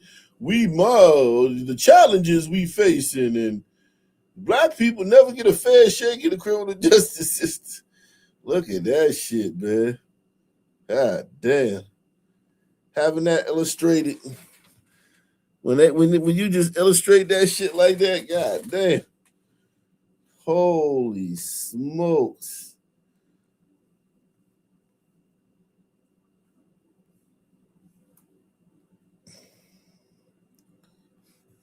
Mac Knight, what's happening, man? I got a question for you. Do you think niggas in general just don't understand the criminal justice system, or do you think they just don't care? I think they don't understand it. And I think they don't care. But I think the dominant don't is the understanding. Because niggas don't understand. A lot of niggas can't even read. Have you been seeing those videos going around? Running up on a lot of niggas can't read. You know they can't do math. But it like you have to you will admit this, Mac Knight, that like the criminal justice system compared to other things that niggas don't understand is like very complicated. Like if they can't understand, like niggas don't understand like the NBA, how contracts work, how free agency salary cap work. And niggas love basketball and football. Niggas don't understand how the salary cap work. Niggas don't understand how, you know what I'm saying? Like, you know, shit like that. How are they going to understand the criminal justice system? I mean, well, so many of them go through the criminal justice system. Great point. And so many of them get shot, but do any of them know how to do first aid or chest compressions or tie tourniquet? That's a great counterpoint. Yeah, man. Shit is. Now, I was in an argument the other day with somebody online because they were talking about why Karmelo didn't testify, and somebody said, well, they can make him testify, they can subpoena him to testify. I'm like, bitch, you literally have never heard of the Fifth Amendment. Yeah. Jesus Christ. Yeah, that's what I'm saying. Like niggas don't understand very simple shit. Like niggas don't understand like Well, any you would part think of the criminal justice system. You know what I you mean? would Like think if they felt so strongly about it, they would do just some basic research. Like for instance, you said salary cap in the NFL. I don't give a shit about football, baseball, basketball. I don't know what the fuck that means, but I don't feel strongly about it, right? Like right. I only feel strongly about things that I know about. But so you think that if they felt so strongly about this, and also if they felt like we were getting a runaround and we were getting the short end of the stick, more of them would educate themselves in the law. Yeah. And listen, there are a lot of niggas that go to law school, but they perform at the bottom of the class. Like even the niggas that go to law school, you gotta think the smart niggas, right? That go to law school and take all the classes, they perform at the bottom of the class. Okay, let me show you this. You probably remember this. Shout out to Deluxe 247, aka Cal Ripken, aka the real MVP, coming through once again. See, Black Knight, I done so many videos, I done so many live streams. I lost sound, brother. You hear me? Okay, well, chat. I've done so many live streams, I've done so many videos that I can pull up all this shit at the drop of I a hat. lost sound, brother. I'm gonna hop out and then hop back in. All right. Most people can't, most YouTubers can't pull up these shits at the drop of a hat. Most YouTubers can't just pull up the facts at the drop of a hat. He say, why do blacks not learn the law? Regular blacks. Why don't learn the law? Why don't if they're in the criminal justice system more than anybody else and they claim that they're victims of it, how come niggas don't learn the basics of the legal system and the law? And I tell them, even the smart niggas don't know this shit. The fallout from what was supposed to be a private Zoom conversation between two Georgetown Law School professors that went very public. One professor fired for racist comments, the other on administrative leave. TJ Holmes joins us now with that. Good morning, TJ. And I quote, Stray, a lot of my lower ones are blacks. And it's like, come on, end quote. Now imagine being a black student at one of the most prestigious law schools in this country and have to hear your professor say that about you. That is what those students heard. That professor. Well, it's true. None of them could refute it. Nobody who was upset about this could refute this. It's 100% true. Am I happy about that? No. But it is true. Do I wish she didn't say it? I don't give a fuck that she said it. She was having a private conversation. She didn't know that they forgot to turn the Zoom off. Now has been fired, but has highlighted a problem long talked about at some of the most prestigious law schools in this country. Listen to the offensive remarks about black students that got Georgetown law professor Sandra Sellers fired. And you know what? I hate to say this. I end up having this, angst every semester that a lot of my lower ones are blacks. Happens almost every semester. The video call was between Sellers, who is.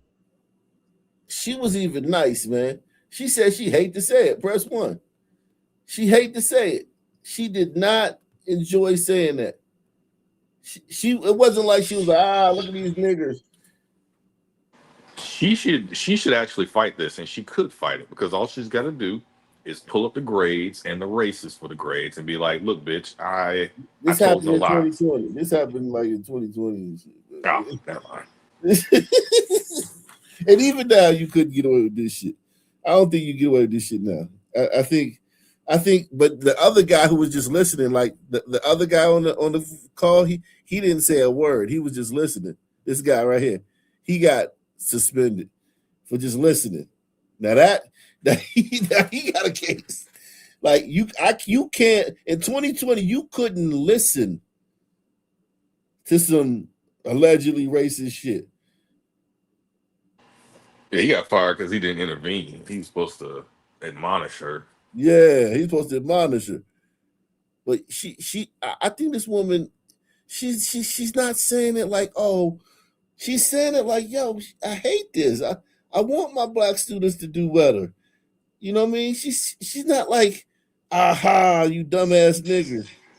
She finds no pleasure in saying it. None. Because this is a personal conversation. She doesn't know she's being recorded. So that's even more. The fact that she doesn't know she's being recorded and she's still like, doesn't like appreciate, doesn't take pride in it, that lets you know she's sincere. You know what I mean? She sincerely just like, yo, it just is what it is. I hate it.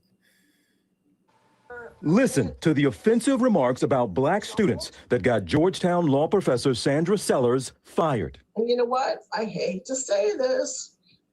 I end up having this, angst every semester that a lot of my lower ones are blacks. Happens almost every semester. The video call was between Sellers, who has taught at the school for nearly 20 years, and Professor David Batson, another Georgetown law professor. Part of the recording was posted online. In the clip, Sellers claims her black students routinely grade lower than her other students. And it's like, oh, come on. Get some really good ones, but they're also usually some that are just plain at the bottom. It drives me crazy. Georgetown. Wait. So he had to snitch. Man, it had to be him. Nah. They forgot they was on a Zoom call and then they forgot that they didn't log off. That's crazy, bro. That's crazy. And she was probably a good teacher too. She was the best. She probably actually helped a lot of niggas get through that shit. Man, she probably gave out grades like niggas that niggas didn't deserve and shit. She probably, because here's the thing. She said it's the angst, the way she's not like, man, I gotta go by the book. It just is what it is. She's like, she's like, man, I'm trying to find it, like, what can we do to help these motherfuckers? Like some extra credit or some, She I guarantee you she was lenient with the grades for niggas. She didn't grade niggas the same way she graded everybody else. Press one. She didn't grade niggas the same way she graded everybody else. I mean, you almost can't though. Like you almost can't. Like it's not possible. There has to be some sort of curve, right? Because there's just certain concepts, right, in the law that niggas do not understand. Things like being, objective, reasonable, proportionate. These are terms that niggas just don't understand. They definitely don't understand proportional from this Karmelo shit. They definitely don't understand proportionality. Like, I push you, you get to fucking stab me in the fucking heart. Like they struggling with that one. Man. Niggas, man, I tell you, man. Well, what a lot of black YouTubers are doing now is they're trying to coach people for future jury trials. Telling them, well, when you go in there, don't be honest with them. Tell them this, tell them that, because we need to get on these juries and let criminal niggas back in the community. Niggas are awful. They're awful. You can't, how can you think about that? If just what you said is true, like we seen it. I seen some of the video. That is awful. You know what I'm saying? Well, I mean, it's a situation to where you have to be objective, and I don't blame them for having and first of all, it's not an all white jury. People been saying that, you know, I think it's like some Asians or some shit in there, but just the way niggas talk online about the case, like in light of the facts of the situation, I wouldn't want niggas on the jury either. Yeah, they're not living in reality. Niggas are saying things that nobody's. Niggas are coming out with new witnesses after the trial. Like there was just a whole trial. Niggas like, well, I don't know the whole facts. Niggas are starting sentences like, well, I don't know everything that happened, but damn, I mean, it was Austin had 4 people with him. And it's like, nigga, the trial just happened. You didn't like they just had the trial, my nigga. And you're still quoting facts. I mean, bogus fucking talking points after the fucking trial, nigga. Bro, I'm convinced. I'm convinced Carmelo Anthony could get on live right now and be like, "Look, y'all, I thought about it." He already said he did it, though. He already admitted. No, I'm just saying no. He said he did. I'm saying no. I murdered that motherfucker. I did it on purpose. My life wasn't in danger. I just wanted to stab his ass. He could get up there and say that, and these niggas would still have some. They would still find a way to move the goalpost to the fucking parking lot. Like he was being coerced, or he didn't know what he was saying, or some bullshit. Jeez. Shout out to Boy Kachin. He says, your show is nice as Kool-Aid pineapple sugar slices. Yeah, man. This has been a bad couple of months for niggas, man. I mean, like a bad couple of months, man. We've been showing our asses. It's pissing me off, though. Go ahead. Georgetown terminated Sellers and placed Batson on administrative leave while the school's Office of Diversity, Equity, and Affirmative Action investigates, saying Batson has been removed from any involvement he has in the course he was discussing with Sellers. The university also says it's taking significant steps to ensure that all students in this class are fairly graded without the input of either professors.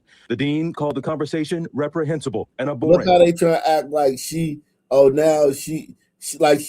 there's nothing from her statements that would tell you that she's grading niggas unfairly. And they trying to make that the issue. Like, oh, she's grading. So now that's the reason. The reason all the niggas is doing bad because she graded them unfairly. That's wicked, right? That's wicked. She the only one that care to talk about it. A lot of teachers would be like, fuck it, these niggas stupid. She wouldn't even address it if it wasn't obviously bothering her. It's obviously, I could see it on that woman's face. It was obviously bothering her. Yeah, these niggas can't get their shit together. Yeah, like every semester. Like think about it. Like one semester, you're like, all right, this just man, we had a bad batch. You know what I'm saying? We had a bad crop. You know what I'm saying? You cop some weed and this shit some bullshit. But it's like, you like, all right, it's just let's don't go to that block no more. What if you went to every weed spot in your city and all the weed was bullshit everywhere you went? Well, I teach. I used to teach firearms classes, man, and I'm gonna be honest with you, it's a lot of mine, and I hate to say it because you hate to say this shit as a teacher because you feel like you were. I'm serious, bro. You hate to say this shit. You're not about to do this. Bro. You hate saying it as a teacher because you as a teacher, I believe, it's my job to get the information to you, right? Yeah. However that is, some people they learn faster, use different tactics, all that stuff. So when you actually can't reach somebody, it really fucks you up in your head. Yeah. Don't tell me that a lot of your worst students are we just don't, niggas don't follow directions, bro. Like it's oh shit. Even with guns, the niggas use guns a lot. So how could they not be good? Well, that's part of the fucking problem is they think they know what they're doing when they don't. Like, and I feel bad because like they're in class to learn, right? And that's what I always told myself. Look, they're here to learn. So, as long as they don't do no stupid shit, we can make it happen. But even then, like, goddamn. Jeez, wheeze, man. I can't believe you said that, man. You just saying that, man. I've had a few, bro. I had a few. It's very rare. But I had a few. I was like, look, this ain't happening today, bro. Like I can't, this is just not happening. You can come back for another class or something, I'll give you a discount, but there's a few of them, man. I could not, because it's a firearms class, right? This was up in Virginia. I don't know if it's still required, but so they had to take a class in order to get their concealed permit, right? So and my fucking numbers on there, my name is on there, my certification numbers on there. You taking it to the court, something happens, they gonna, the defense or the prosecution is gonna subpoena me and look through my curriculum. So I couldn't in good conscience give a lot of these niggas their certs just because they couldn't follow the directions. Tell you.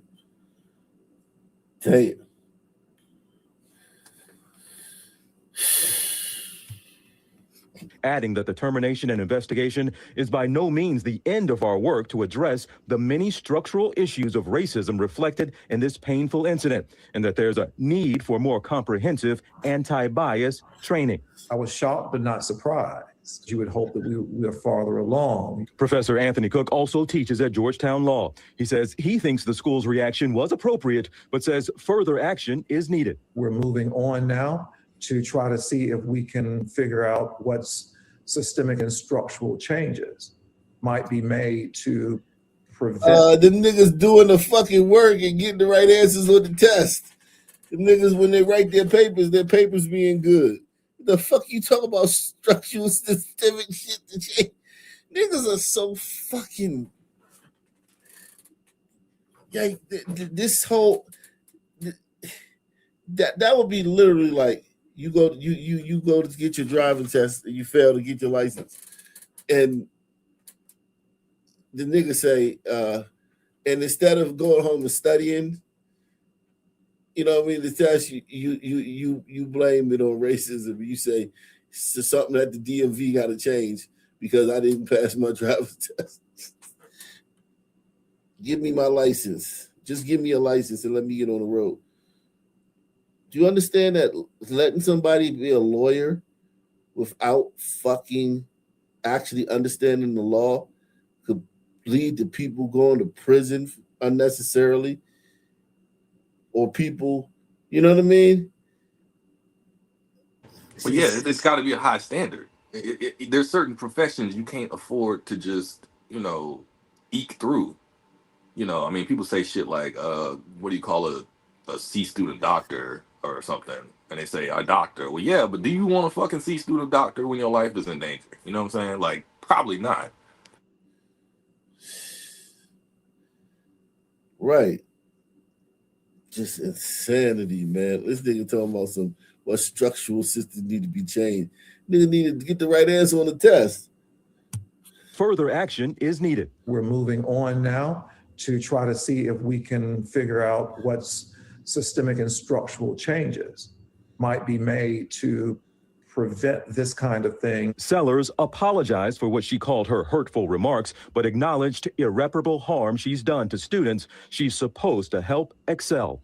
When it comes to vulnerable populations, they're in positions of being subject to the powers that be. And what niggas are not vulnerable. Stop it. Niggas are not vulnerable. Niggas are niggas make everybody else vulnerable.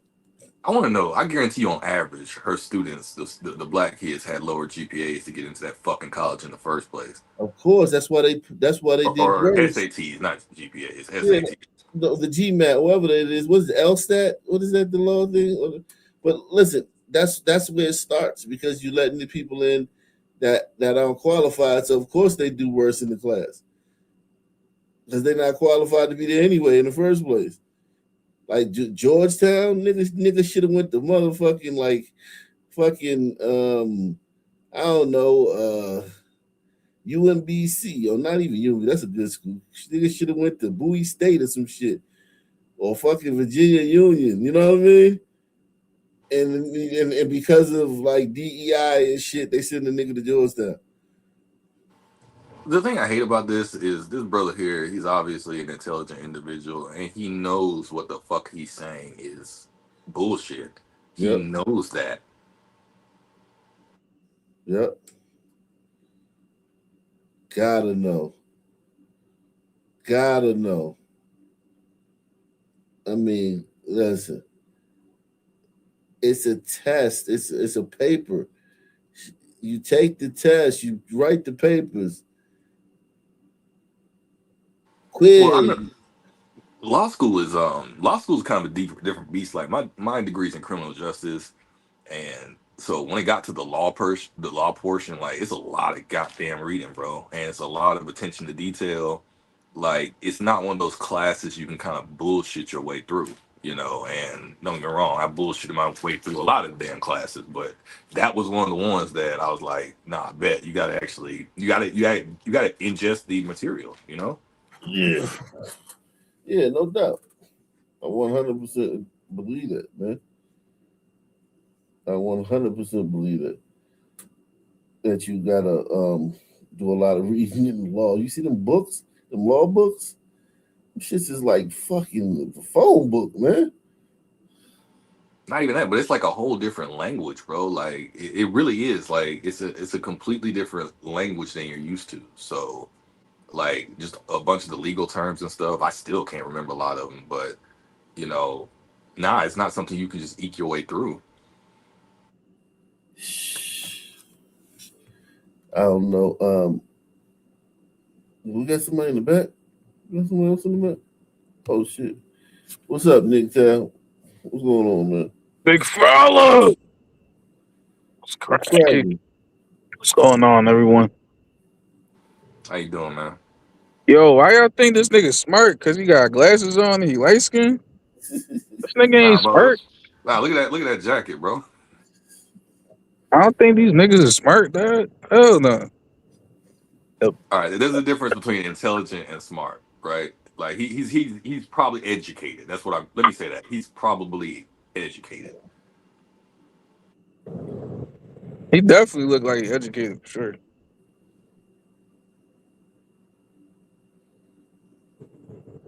That's just a nigga with a suit on, man. That's it. Still nigga, as Jay-Z would say. Still a watermelon felon with a blazer on. Well, I mean, if he's up here talking about it, I missed the part where they introduced him, but if he's up here talking about it, I would assume he had something to do with the legal department over there or something like that. I mean, they're not just gonna pick a random ass nigga off the street and to talk about this shit. Yeah, but he probably was DEI too. Yeah, man, we gotta take into account, bro. We don't have to meet the standards of everyone else. We can be like dumber and get in to these positions that we're not qualified for at all. So we gotta side out all black people in all these prestigious positions for sure. Like if you got a black doctor, you gotta side eye him. You know, you got a black lawyer. You know, any position that requires intelligence, bro, you got to side eye a Negro, man. They all watermelon felons until proven or otherwise. There you go, man. I ain't gonna let you talk about my boy Ben Crump like that. Ben Crump be out here in these streets. That's the crazy part too. We didn't hear shit from Ben Crump over this whole Karmelo thing. Yeah, you couldn't win this case. You couldn't win this case. There was no way to win this case. All legal experts was like, there's no way you can win this case. Like it's not even about winning. It's about like just how much time he was gonna get. Damage control. Yeah, niggas are awful, man. They so stupid, man. Let me play this for you, man. Everybody hit the like button. Sponsor the show. We trying to get we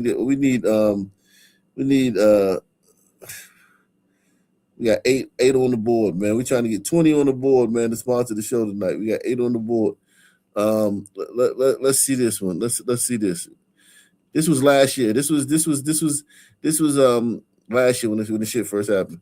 I'm TJ and this is Life Lessons. I said I wasn't going to talk about this anymore, but I saw this video and I've got to talk about it. Check it out and I'll be back. On how Carmelo Anthony's family has actually costed Carmelo extra years in prison. So many extra years. You wanted me to expound on that further because you had not heard anyone make that point. Well, that's why I'm here. I'm giving you the perspective, not of a YouTuber reacting to news, but of an attorney who's practiced for more than 20 years. This is behind the scenes info. So let's get to it. Now, let me explain on how Carmelo's mother basically sentenced her own son, Carmelo, to an extra 10 to 30 more years in prison and what she can do about it now to try to fix it. I explained in my last video that Carmelo's mother apparently hired a family spokesperson, one Dominique Alexander.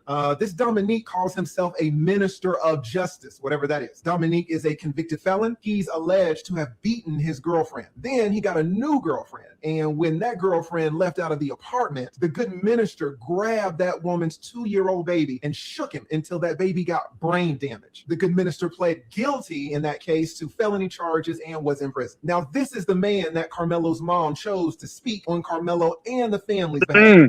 Baby shaking minister. The minister did exactly what you would expect a convicted felon to do when handling Carmelo's case. He absolutely destroyed it. How? He ostracized the most important person in Carmelo's case. Now, who is that? Is that the judge? No. Is that the prosecutor? No. The most important person alive in Carmelo's case is actually Jeff Metcalf, the father of the young man that Karmelo Anthony killed, Austin Metcalf. The father, Jeff Metcalf, is the linchpin to Carmelo's entire future. Let me tell you that in a murder case where the victim is gone, the case lives on through the victim's next of kin. When a parent has to bury his child, everyone looks to that parent to gauge how to react. Judges consciously and subconsciously look at the parent's facial expression when they are testifying on the witness stand. Prosecutors run all their plea offers through the parents. Reporters knock on the parents' doors for statements, and they aim their cameras at the parents when the verdicts drop. And the jurors, oh my goodness, the jurors hang on every word of the parents. Notice every little movement, every gesture. In this case, Jeff Metcalf, the father, is not just a spectator in the case. He's the conscience of the entire community. If you win Jeff, you win all the sympathy. But if you alienate him, you can go to prison. First and foremost, shout out to the lead attorney. I saw this on somebody else's. So like, but listening to this black woman talk is actually more interesting than the lead attorney, because the lead attorney is basically speaking common sense, but this black woman, she gonna say some dumb shit. And the lead attorney, yeah. And I've been following him for years. Very, very, very, very smart. Very, very detailed. And his point of view is something that no one has talked about.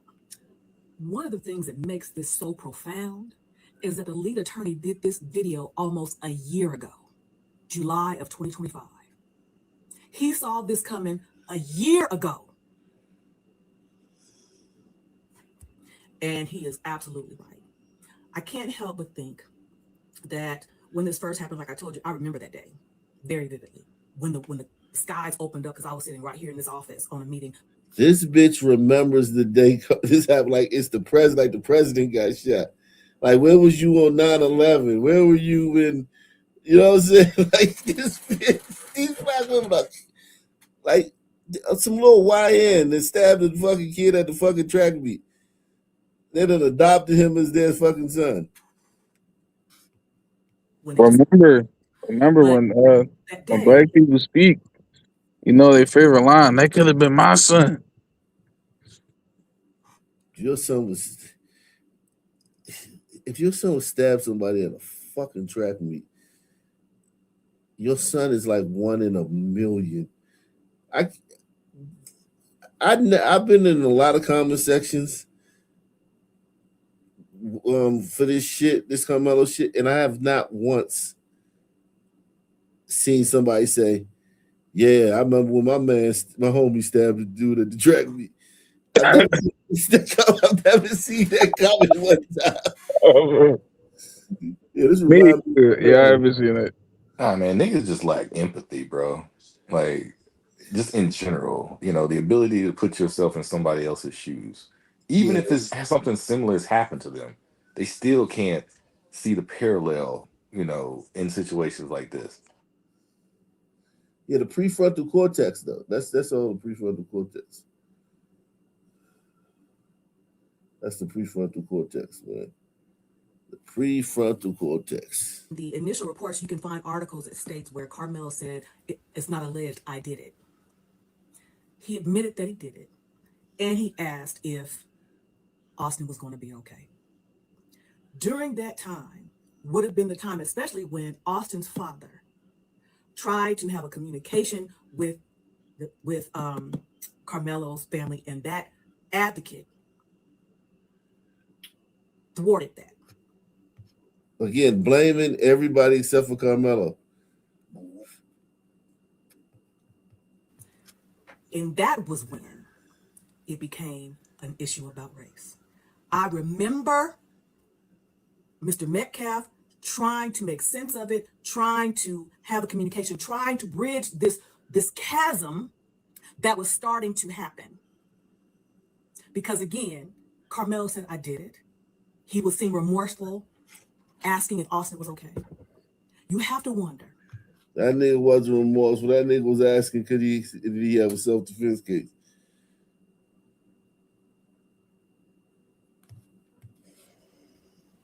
You have to wonder, given what the lead attorney said, had they, and I say they, Karmelo's parents, went about it differently, who's to say that when he was found guilty, it would have been guilty of manslaughter? But that... How did he know it would have been guilty of manslaughter if he had shown remorse? Just because you show remorse don't mean they give you manslaughter. They still could charge you with murder. He would have gotten less time, but he wouldn't have got... I don't think the charge would have been different because it wasn't manslaughter. This was I got pushed. I pulled the fucking knife out of my bag and stabbed the guy in the heart. This is like the cleanest murder case ever.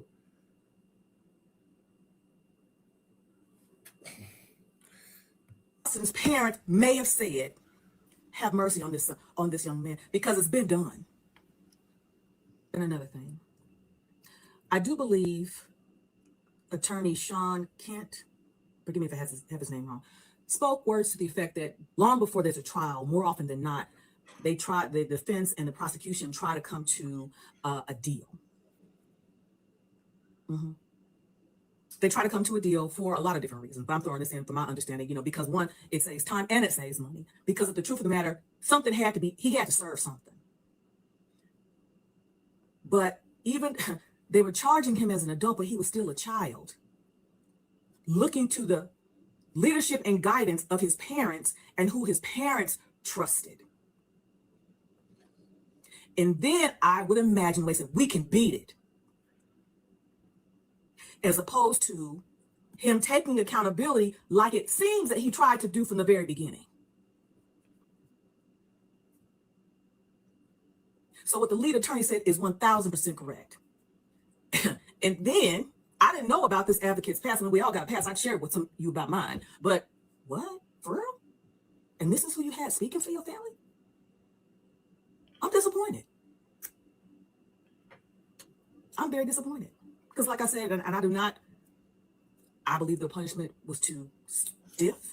Again, when we talk about comparable cases throughout the country, comparable situations. There is no comparable case to that. We would have heard about it by now. There's no comparable case to that. Circumstances, but he definitely is guilty. He took a life. But what would have happened if his parents had not done what they did and allowed that person to thwart the efforts of Mr. Metcalf trying to bring the two families together, the family who had lost a son, trying to bridge the chasm with the family whose son took his son. Those are my thoughts. What are yours? Take it with you. Every black woman is rooting for that little nigga.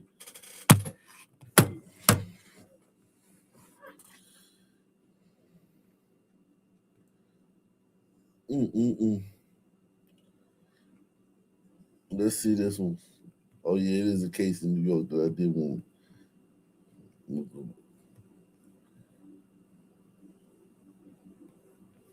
T.R. McCoy, what's happening, man? Yo, what up, Bob?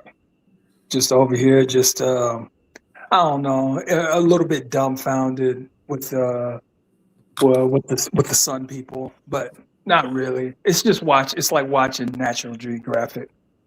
How so many people are writing this Carmelo thing. You know, it's just how they're banging Carmelo. You know, how they're still fucking with Carmelo no matter what. Mainly women, and it seems like the guys that do it, they know that the women are into it, so they're gonna kind of cuck for that shit too. So it's weird. Yeah, niggas just acting like this shit is normal. You know how niggas act. Niggas is acting like Carmelo's daddy. Yeah, it's not normal to stab somebody at school, any type of school. That shit don't happen all the time, man. Like, let's stop acting. Black people, they snitch on themselves. Black people are just like, oh my God, this is not normal. Even though this is not normal, they still acting like it's normal. I know. And just so many factors that they bring into it and all the what ifs, or how they immediately jump to, if they're not jumping to Rick Chow, they're talking about that I guess this happened in Texas where the white kid got jumped and stabbed up a couple of Mexicans and got 10 years, and people are still looking at, he got 10 years. And they try and compare everything. And it's like toddlers. Yeah. Man, how can America go on? I'm glad people are treating them like toddlers, though. I'm glad this isn't 2020 where they're creating these round tables and sitting here talking about racism and having like nothing but a bunch of 4 progressive homosexuals talking about how white people owe them stuff. I'm glad we're done with that. See what this nigga. Samuel Davis is accused of killing 25-year-old Sanad Ahmad Faisal al-Reshek after an argument inside a convenience store. Police say the suspect became upset after the employee refused to sell him a tobacco product because he was underage. Investigators say Davis pulled out a knife and stabbed the clerk multiple times before fleeing the scene. Emergency crews attempted life-saving measures, but the victim was pronounced dead at the scene. Hours later, police surrounded an apartment complex across the street from the store and took several people into custody. Samuel Davis is accused of killing 25-year-old Sanad Ahmad Faisal al-Reshek after an argument inside a convenience store. Police say the suspect became upset after the employee refused to sell him a tobacco product because he was underage. Investigators say Davis pulled out a knife and stabbed the clerk multiple times before fleeing the scene. Think about that. Stabbed the clerk, killed the clerk. This little nigga's going to jail for a long fucking time. And niggas act like it's only 2 cases in the world. Rick Chow in this case. It's 1,000 niggas going to court every day. Mm-hmm. But the Karmelo Anthony question. They don't give a shit. That was just another watermelon felon. Right. They care more about that. How dare you call this young brother a watermelon felon? He's going to go sit down for life and you making jokes. Niggas people fucking niggas.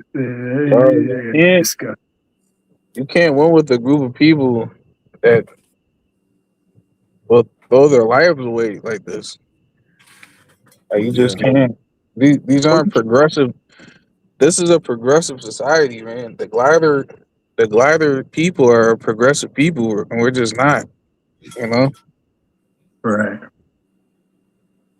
Look at this nigga. Nigga, I'm tired of seeing videos about it. The next time one of these white boys come through trying to cuss at motherfuckers and show their guns off, don't make no fucking video about it. Don't record them. Don't call the police. When is that happening? I don't know, but it makes me want to buy firearms, though. When are white people coming through the hood cussing at people and showing off their gun? No.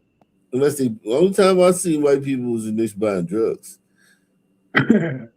White people don't come through the hoods flexing and shit. No. Oh shit! Everybody duck, get in the house. They gonna the white thugs.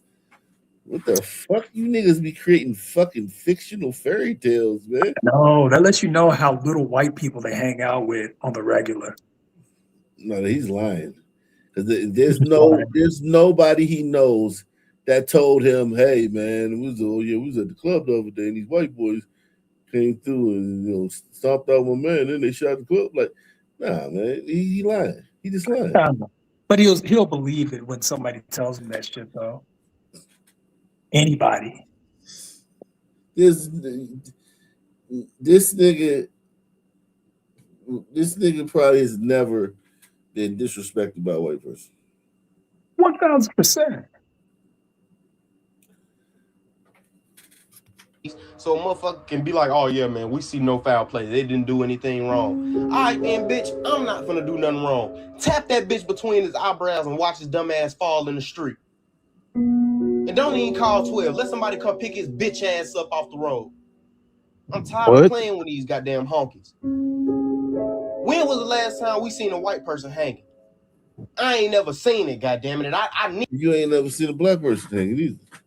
You ain't never seen it. Bro, and black people will hear this, right?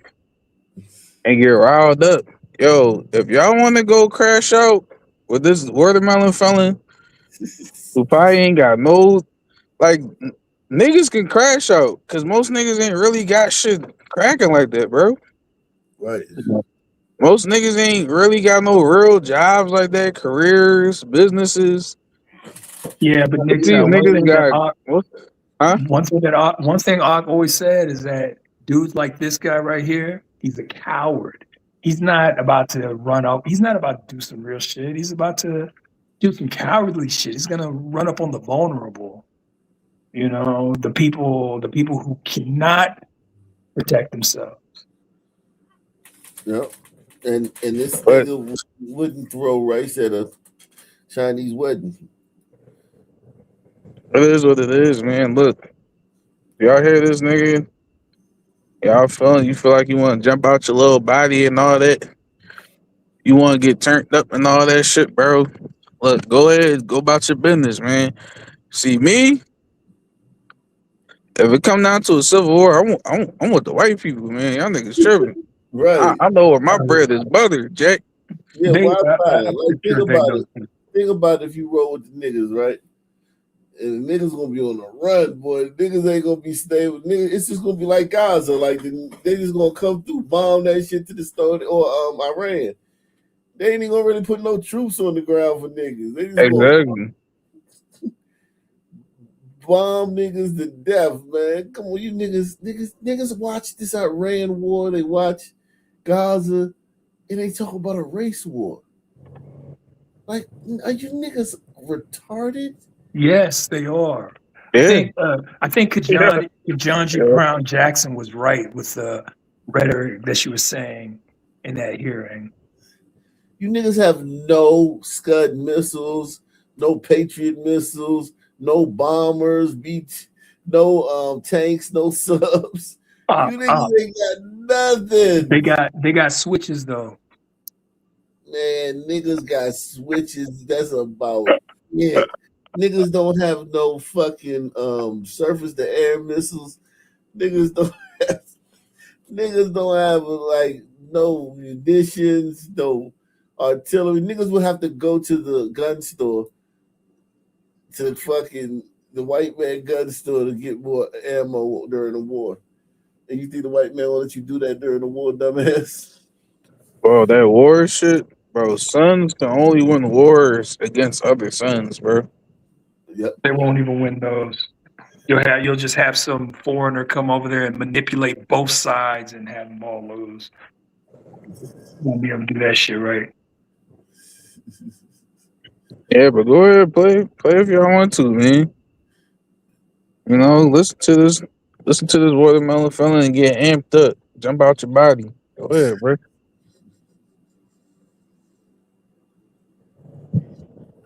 He ain't playing with these crackers. Like, all right, good, bro. Go ahead, do your thing, man. That's gonna be the first day I can make a social media video. I'm putting my face out there, everything. I am not with this nigga. Y'all want to handle whoever with them? I ain't with them. I'm with the white people. I'm letting y'all niggas know right now. Yeah. I'm not with these niggas, bro. Think about it. The white man gonna first thing what he gonna do cut all you niggas on Wi-Fi off. Just straight like boom. Niggas won't be able to communicate. Niggas won't be able to do shit. Cut the power of y'all. If y'all congregated in a certain area, white man's gonna cut the power off. Nigga, the white man don't even gotta. Y'all gonna come to the table. All right, white man. I got man. White man cut off Facebook and Instagram. You niggas gonna surrender. They will. They will surrender. Niggas need their Facebook. They won't even surrender. They will turn. They will be a traitor. Yeah, they turn on the whoever is the leader and shit. His days is number once they turn that Facebook on. Yeah, man. Money talk. No different than motherfucking Africa. No different than Nigeria. Yeah, that damn niggas gonna be like, you something wrong with my phone. Hey, let me see your phone. Can you get online? They go get on. Oh shit, I can't get online. They be like, hey, and they gonna ask everybody, can you get online? Nah, I can't get online. They're like, all right, we got to call Verizon. What you mean call Verizon, nigga? It's a war. Nigga, white man that took Verizon. They don't call customer service. Nigga, the fuck are you talking about? You done. You ain't got no internet. You know, the worst part is that right when the niggas throw in the white flag, the gliders are gonna come back and save them, because you know it's in their nature. Well, it's also they have multitude of thoughts. They're not Yeah. You know what I'm saying? So it's gonna be some gliders that think another thing. And those gliders gonna help the niggas. Yeah, those gliders are gonna help the niggas. The woke gliders gonna help the niggas out of this fucked up situation. But they gonna get in niggas, it's gonna be fast. Like it ain't even gonna be like drawn out. Like this Iraq war. It's drawn out. The Iraqis got fucking weapons and shit, and they know how to use them. To at least, even though they're getting their asses blown to smithereens, they still enough to just keep it going a little bit. You know what I mean? Keep extending it. And let's keep it a buck. America not going, Right. But I'm saying niggas, they wouldn't have to drop a bomb on niggas. They would just have to cut off niggas' Facebook. Yeah, it would be the easiest one ever. Like, just cut they off. drop Just cut off 1,000 that. bombs on Iraq every day. yeah, they go. Yeah, they are. They would have to drop one bomb on niggas. No, they just have to cut the money off, and then that's it. And then you're at the mercy. Yeah. Niggas would be, listen, niggas would be like, yo, we gotta do something about this motherfucking internet, man. Motherfucker, fuck this shit. Y'all motherfuckers, they be arguing and shit. Y'all motherfuckers trying to start a war, man. I got this bitch I met at the club the other night, man. Yeah, man. I can't look at no more non-black Instagram models. Nah. Yeah, fuck this, man. We surrounded. Yeah, quick. Grand opening, grand close. Quick. Nigga, that shit gonna be so quick, like that shit gonna astonish niggas. They gonna be like the nigga, the newsman gonna be like, yes, Black America has seceded from the United States and they've declared war on the United States. Hold on 1 second, my producer's in my ear. Oh, and they've surrendered. On to the weather. I know. It's gonna be like that quick. Quick. Well, yeah, it's like, because what are they really up against? Niggas like this? This shit only work against, like, this is like some hood shit. Like, man, nigga play with me, you know what I'm saying? We about to go catch some wreck on these niggas real quick, bro. I'm about to go fucking step on these dumbass niggas real quick, bro. These niggas some dickheads, bro. These niggas fucking with the wrong one, bro. I'm not one of them, bro. Fuck you talking about, dickhead? I'm about to really show these niggas what's really cracking for real, bro. I'm not like that shit work on the block, bro. This not Yeah, the I know. block, nigga. I know. But you know that I guess maybe it's like that inferiority complex that they kind of carry everywhere they go. Because I've noticed that a lot of these people that have been heavy pro Carmelo Anthony, they grew up, they grew up in white neighborhoods. They're like suburban radicals. Grew up in white neighborhoods, have a high paying job. They still Those the talk worst country as militants. hell. Those Yeah, the I worst know. militants, And bro. I know. And then you realize that you've been around white people this whole time, and you have this inferiority complex going, and it can't be broken. Like I'm like, how many bitches broke you? How many white chicks broke your heart, nigga? Man, when it's sons that grew up around gliders, and you know for a fact, bro, a glider ain't never do nothing to this nigga. But this nigga talking like he just got off the plantation, bro. That shit burn me, dog. That should be FBT, bro. Yeah. I don't even what. Right, like going to glider school, it don't even be no fights, yo. Like I went to a glider school, it don't even be no fights. You don't. Like the You black don't. school I went to, it was a fight every fucking day, man. Mm-hmm. I'm talking about every black school I went to, elementary, junior high, it was fights every 3:00. It was back in the day. It was 3:00, man. I'm seeing you 3:00. 3:00 was like you knew it was somebody was gonna fight. You know what I mean?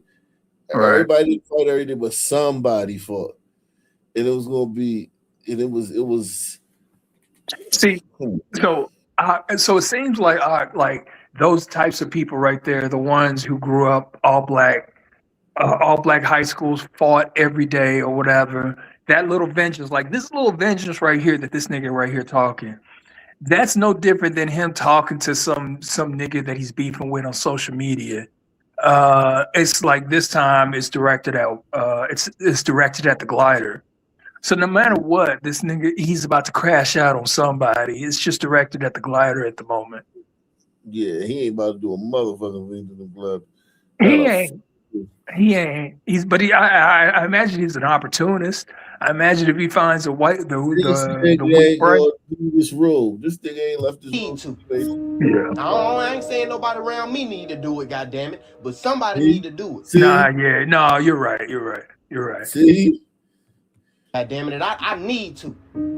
I ain't saying nobody around me need to do it, goddammit, but somebody need to do it. I ain't never seen a black body or a white body hanging in the wind. If we want equality, alright. What a fucking. Man, I'm tired of seeing videos about it. If we want equality, alright.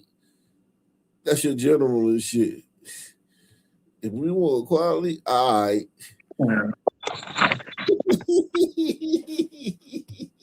This is the thing with white people.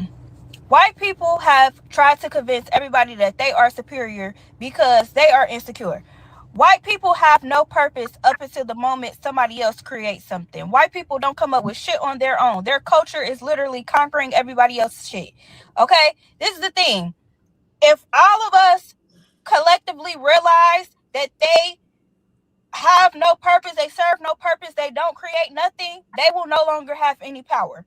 Their power comes from us believing that they are better than everybody else when they literally have no fucking purpose. They are fucking useless up until the point somebody else creates something for them to steal. This is why I will never give a fuck about anything they have to say. And I know who I am. I just wish other black people knew who they were, truly knew who they were. Bitch, a person who cannot create shit on their own, you have to wait literally for somebody else to create something in order for you to have a purpose. Bitch, you can't tell me anything. They could leave 1,000 fucking hate comments on my page. I swear for God, it holds no weight because, bitch, you're fucking useless. Yo, nigga, man. It's like the least amount of self-awareness, most confidence, the lowest IQ, like the lowest contribution to society. Hella confident. She's like, The projection is crazy. Jeez. Man. This one right here is hilarious. Off the charts. What's that rule? What's that? What's that? Hold your left hand up. Take the lid off. Okay. Oh, she's going with me. She's going with. Oh my God! Oh my God! Look at her! Look at her! But she's going with you. Oh my God! I'm finna grab her ass. I'm finna grab her ass. I'm finna grab her ass. You can grab her ass. I'm gonna fuck that ass. Tell her. Excuse me, ma'am. This white man said he only wants to fuck you. No. That's not true. Hey, you dirty macking? No, don't you dirty macking. Don't dirty mack. He did just dirty Who are you? On me. Sailor. Hold it.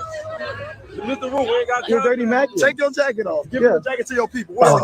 Oh, that boy. I don't give a Bro, fuck. what the fuck? I knock you out, nigga. For what? We don't have time for that. What? Chill. Streets. Look, Let me fight. chill. No, Let me fight him. We don't have exactly. Cause you stepping up in my face. He good. He's good. Look, nigga, I'll fucking. Roo, chill. I don't care how much weight you lift, nigga. Hey, he's good. He's good. He's good. I don't give a fuck how cool people he is, nigga. Chill. I'm cool people. Mr. Roo, I ain't tripping though. Bruh. I ain't tripping though. What's that rule? What's that? What's that? Hey, chill. Yo, niggas are weird, dog. Mr. Roo, hey, come on. I hope this is good, bro. Yeah, you backing up. You backing up. You scared. Chill. You backing up. Why you backing up for? Man, that's why you can't have a good time with these people. It's good. It's good. It's good. The vibe was good, and then this thing just crashes. So I don't like being around these niggas, man. They just do the Yeah, I most, mean, I like, can't afford to be around these niggas. I'm older now. He was dirty macking. He was dirty macking. Like, why he go back and say, "Hey, he wanted"? Like, man, he knows what he did. That's why he got so upset. I ain't about to fight the nigga because he dirty macking. Yeah, he's about to fight a nigga because he got called out for dirty macking. You know, niggas don't like taking L's. That was niggas in a nutshell. Like the nigga straight up, the white boy was cool, calm, and collective. Like, yeah, I'm about to fuck her. He fucking told the bitch. When he told the bitch that shit, I was like, yo, my Yeah. I ain't gonna lie. Hey, I know.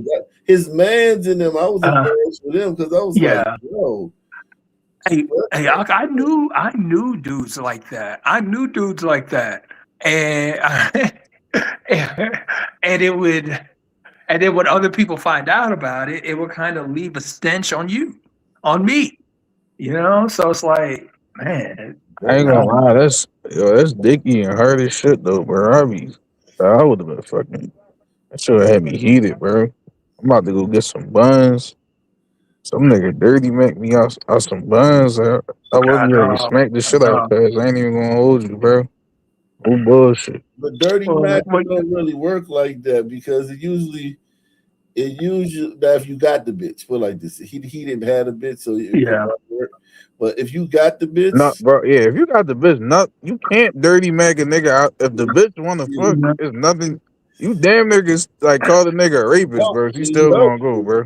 You help when the dirty mac. Yeah, like when you got the bitch, but he ain't had a bitch, so that shit. Yeah, that's the only. Yeah, it only work if you ain't really secure that John. Like if you don't got two hands on the rock. Like I mean, you only got one hand on the rock. A nigga might be able to strip that John off real quick, bro. He wasn't even trying. To strip it. He was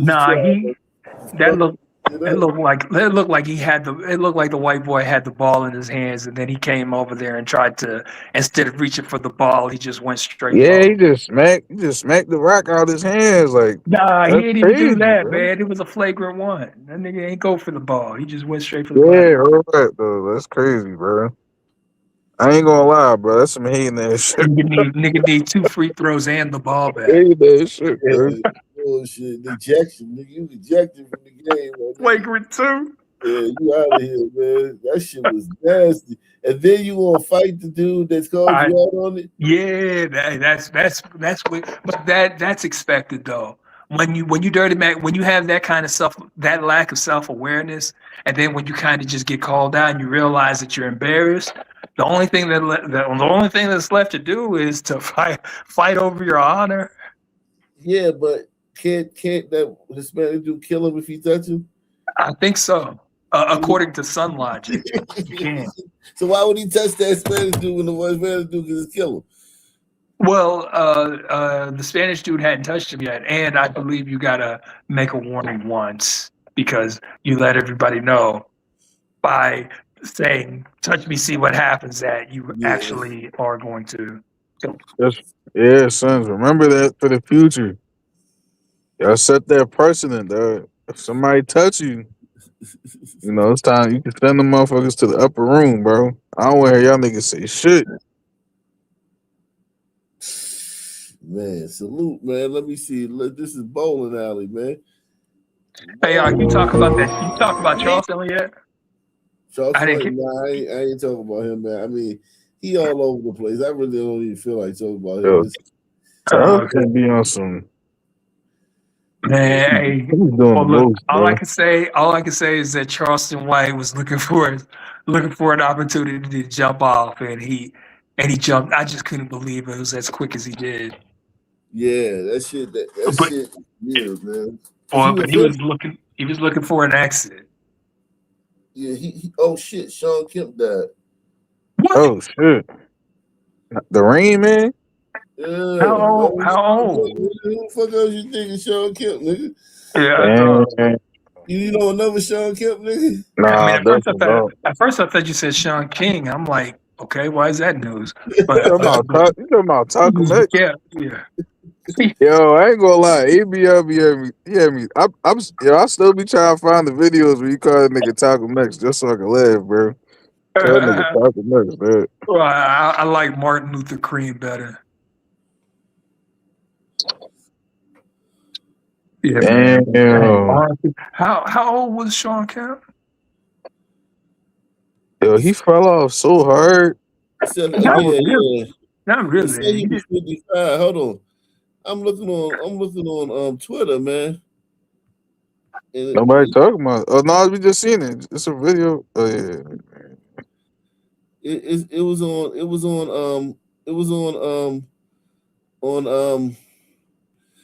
Instagram, man. Oh yeah. If it's trending if you see it trending on Twitter, I don't see it on Twitter though. I don't see it on Twitter, man. No, grandmama wasn't Sean Kemp. That was I think it was Larry Johnson. Yeah, Larry Johnson. Yep, yo, look at Sean Kemp's stats after I forget which year.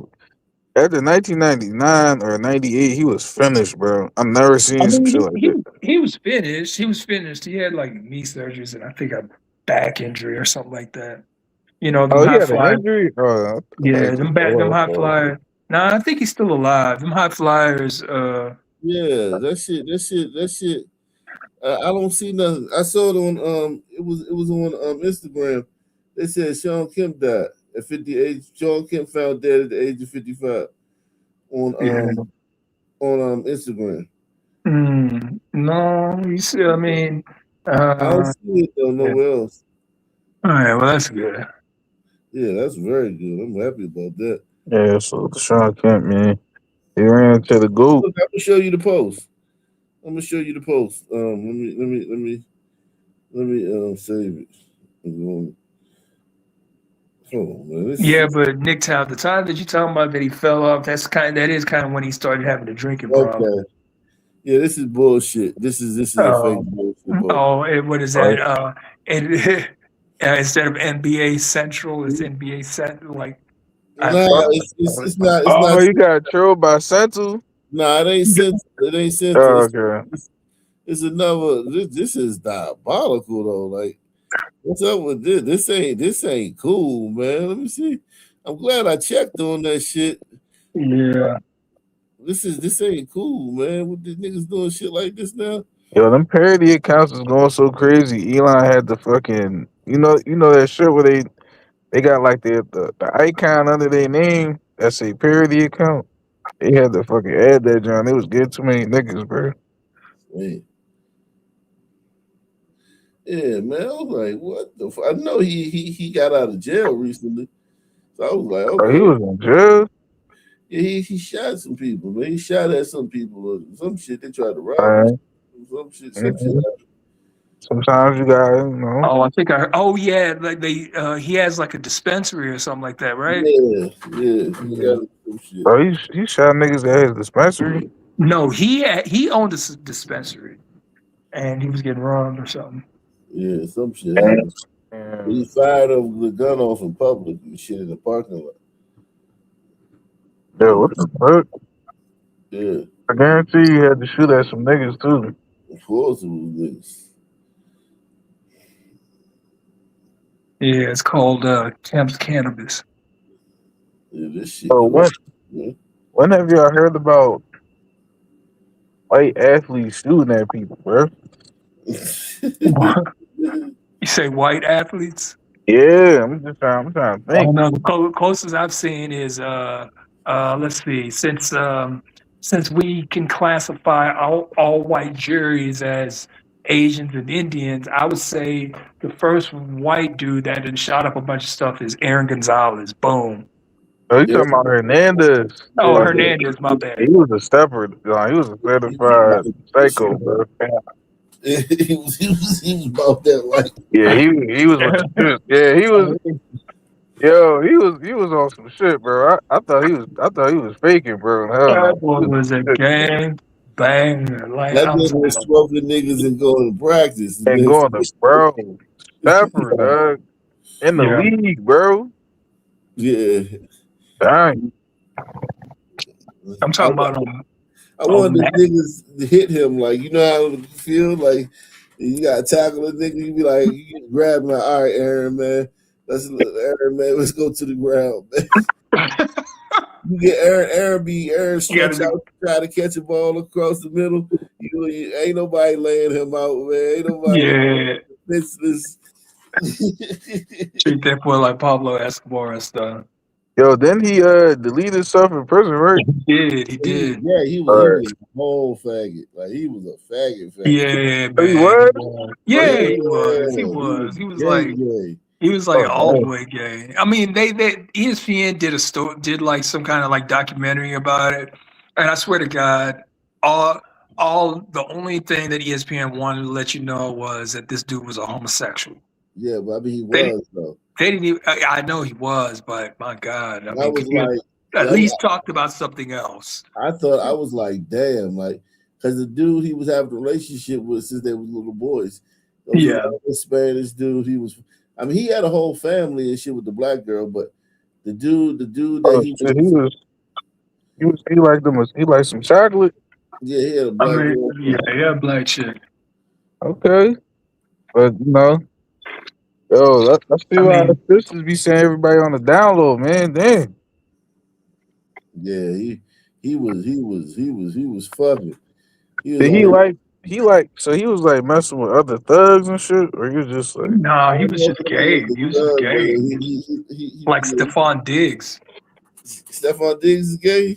I'm pretty sure. He take gay ass pictures. I don't know if he's gay, but I wouldn't be surprised. I'm pretty sure he's gay. I mean, he has apparently has some like allegations with some dude. Oh yeah, yo, the judge. He got like I think some gay dude. Me too, that nigga, bro. He got the judge with him. The man that he tell the judge like how he know this nigga, bro. That shouldn't be done. Like, what the fuck is he gonna say, bro? Like, how do I know this gay ass nigga, bro? What is he gonna tell this man?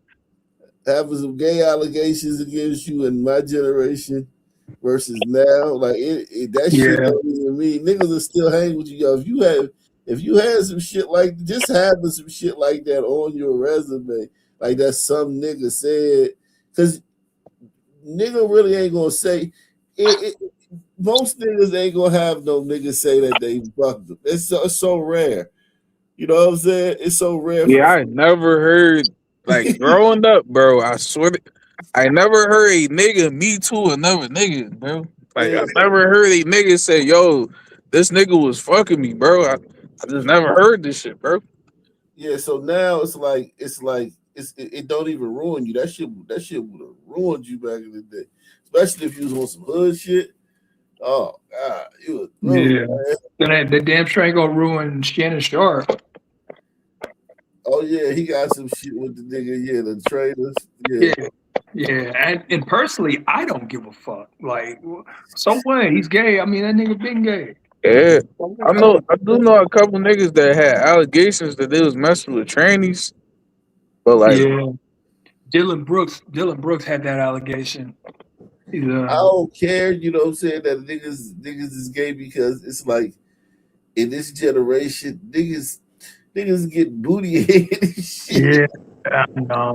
Like and they consider straight, so like even the straight niggas is gay nowadays. yo, I'm sorry, man. Like you said, bro. If you like shit down there, man, that's to me that's gay, though. It is gay. It is gay. Why you like stuff down there? Like, why you like getting stuff inserted down there, bro? That's gay, bro. I don't know, man. I don't know. I mean, perversion is currency. How you even know that feel good? You know what I'm saying? Like, how you do that feel good? Who knows, man? Who knows? Maybe they were molested when they were a kid or something. These niggas be on some freak shit, and they Yeah, a lot of drugs, a lot of pills. That's shit. Like for instance, right? Like in my day, you could watch 1,000 pornos. You ain't never gonna see a nigga get his ass ate in a porno. Yeah, that shit in every porno. I think a lot of. I think a lot of women. I think women encourage that shit too. I think women encourage niggas to like, bro. We just had JJ on, bro. JJ was talking about how she was blowing niggas' backs out. That, bro, these bitches with it, bro. I mean, they are with it. They are with it. I've never I ain't never. To this day, I've never hit a chick in the ass, and my ex-wife used to beg me to do it, and I just didn't want to, but she still tried to beg me to do it. Is she ex-wife white or black? She's black. Okay. Wow, listen. She begged you to do it. No, she ain't make me do it. She just tried to make me do it several times, you know? Yeah, every time when she was on a period or whatever. I was like, no, I'm disgusted, bitch. I've gone to Browntown before, but yeah. Well, I haven't. I haven't made like a career out of it. I have not. You know, when I was single, I used to tell bitches, I was like, look, I'm telling you, I'll let them know, look, my sex shit is about a PG-13. And they'd be like, what does that mean? I'm like, you just find out where it goes. Just know it's PG-13. You know, I'm not with all that crazy shit. Yeah, they gonna call it nowadays, bro. They call you boring, dude. I don't give a shit. Yeah, I'm just fucking I'm not trying to win. I'm not trying to win no goddamn contest. I'm laying on top of your ass and just fucking you. That's it. Yeah. I don't want my ass and feet eat, bro. I'm cool. No. Bitches eat niggas' feet. That's just insane. Man. God damn, niggas. What a nigga like. Niggas is too sensitive now. Like a nigga in my generation couldn't get no feeling from a bitch licking his feet. Like it ain't no sensation down there, man. We was hard. Crazy thing is that they do all that. The women do all that, and then they scoff at you when you tell them that you want them to cook for you. It's insane.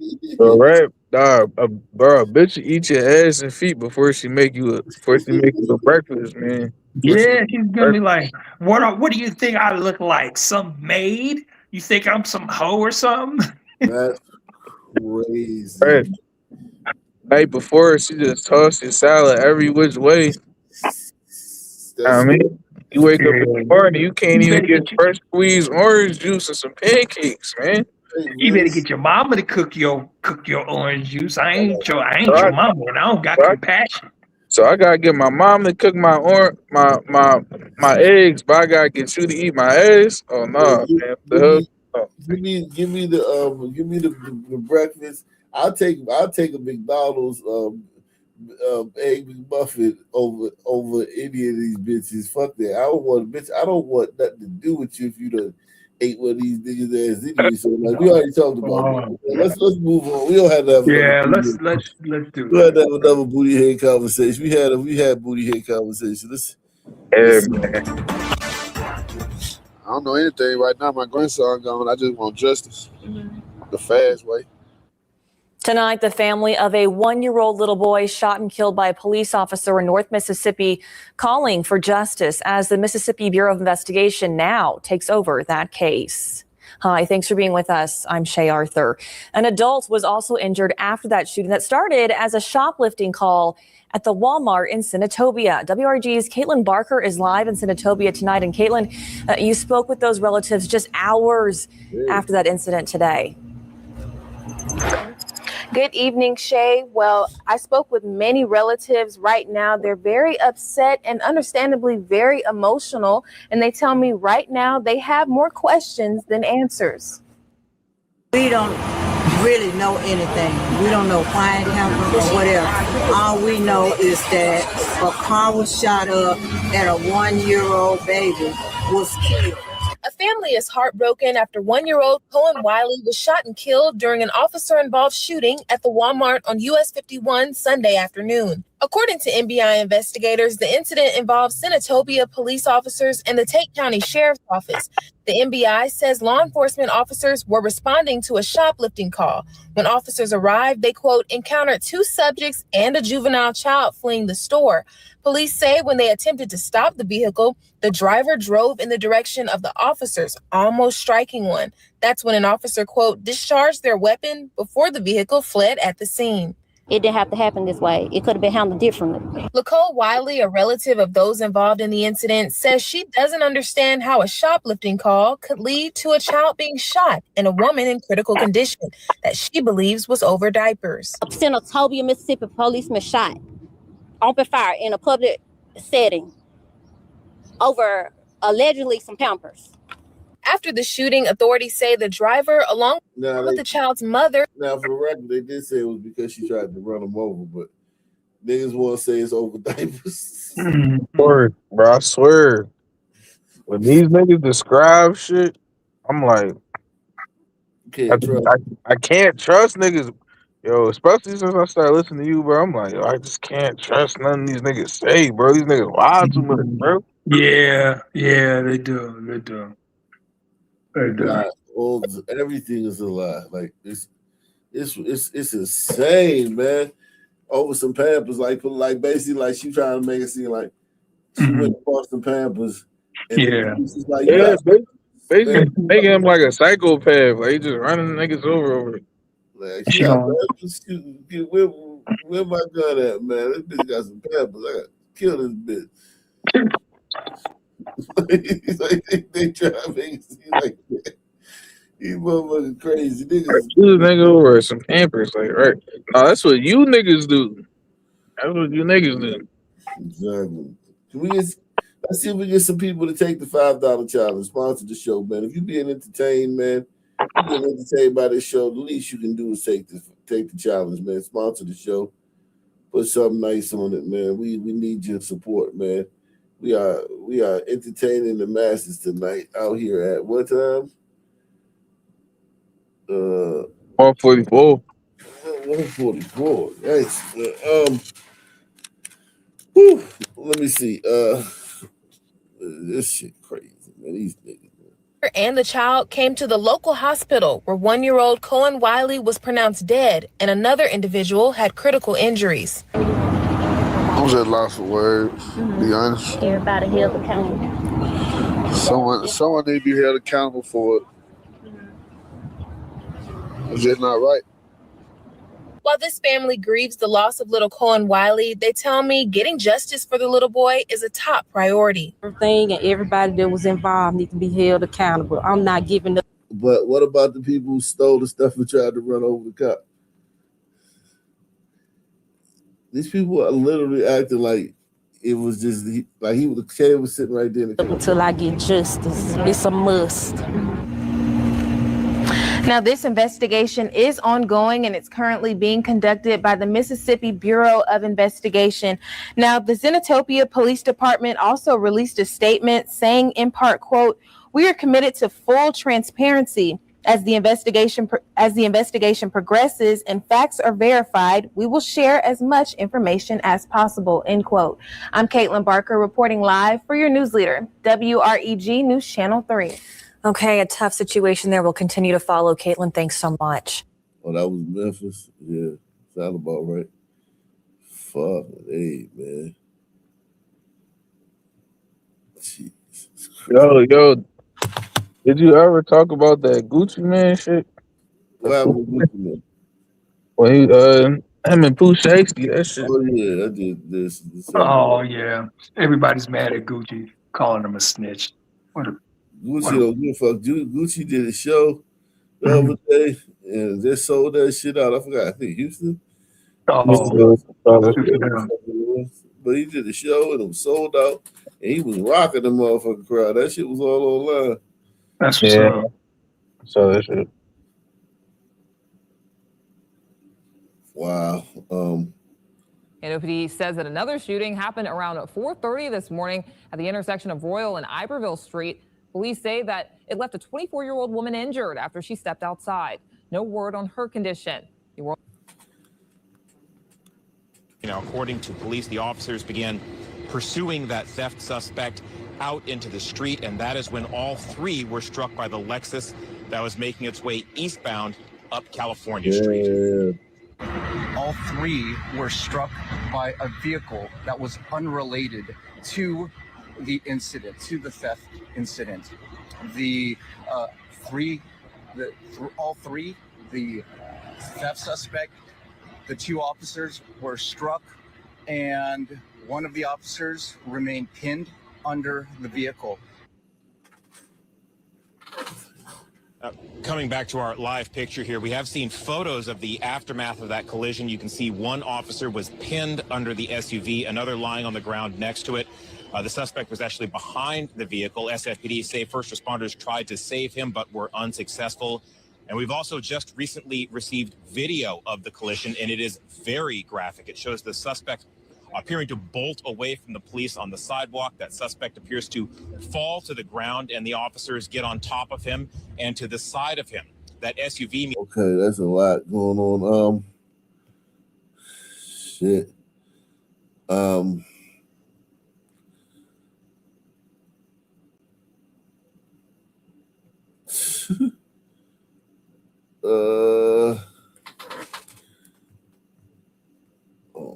me just take that out of there. That's what. Yeah. Let's see.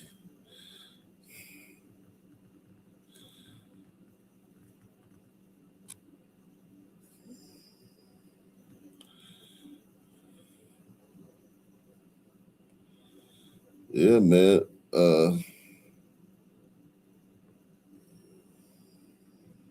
And a shooting outside Ford City Mall overnight is sparking new questions about the future of that property. And we just learned moments ago the man who was shot has died. NBC5's Courtney Sisk reports from West Lawn.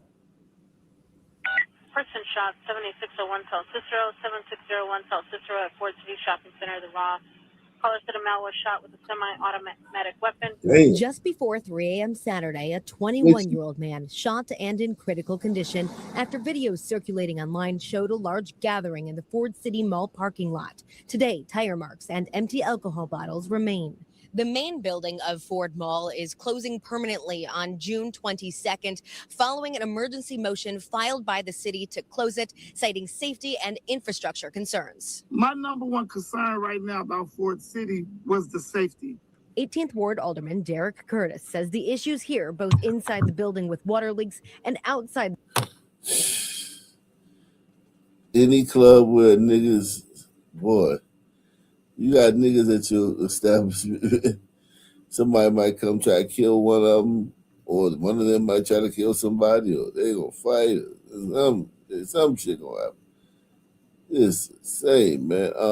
Yeah, man. We let's see who this is, man. Amazing disgrace in the building. He says definitely worth the price of admission, and then some. Yeah, salute to you, amazing disgrace. Salute to you, man.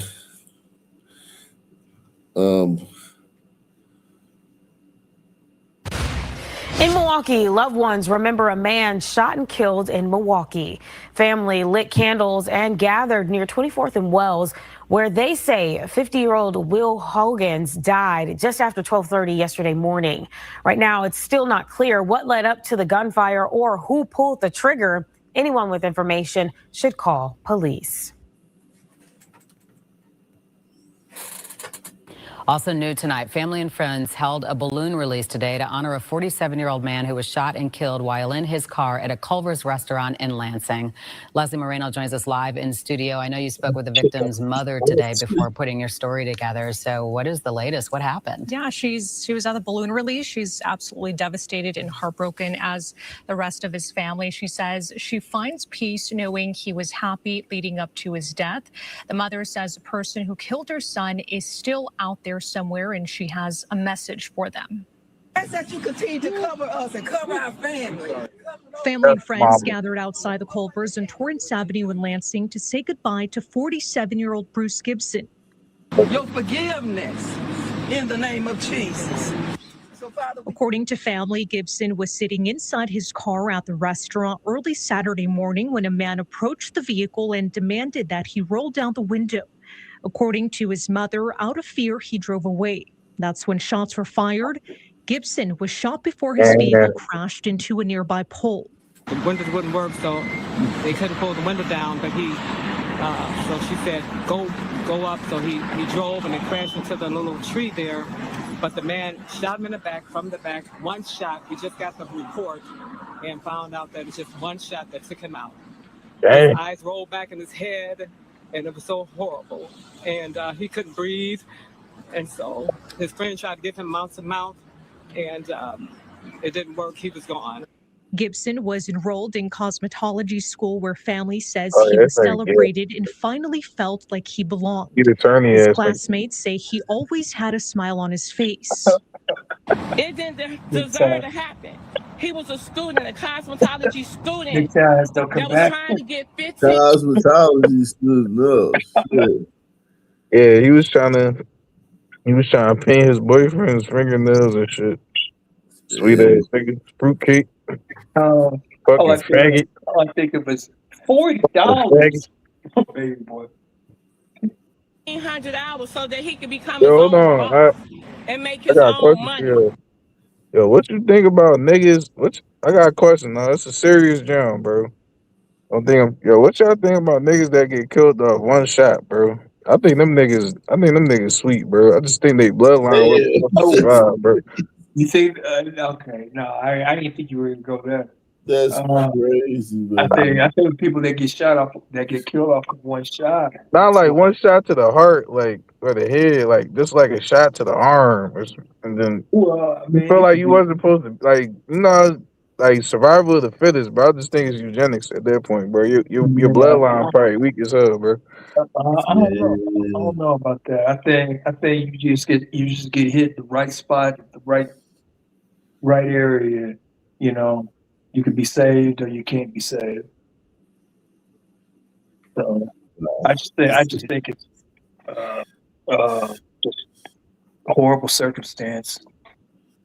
Yeah, it's definitely a horrible circumstance. Sure. No, I'm saying, but like where the bullet happens to land, where it's one shot that puts you out. Because I personally do think that will like happen to anybody. Because I've seen people I don't know if you remember that football player. There was this football player.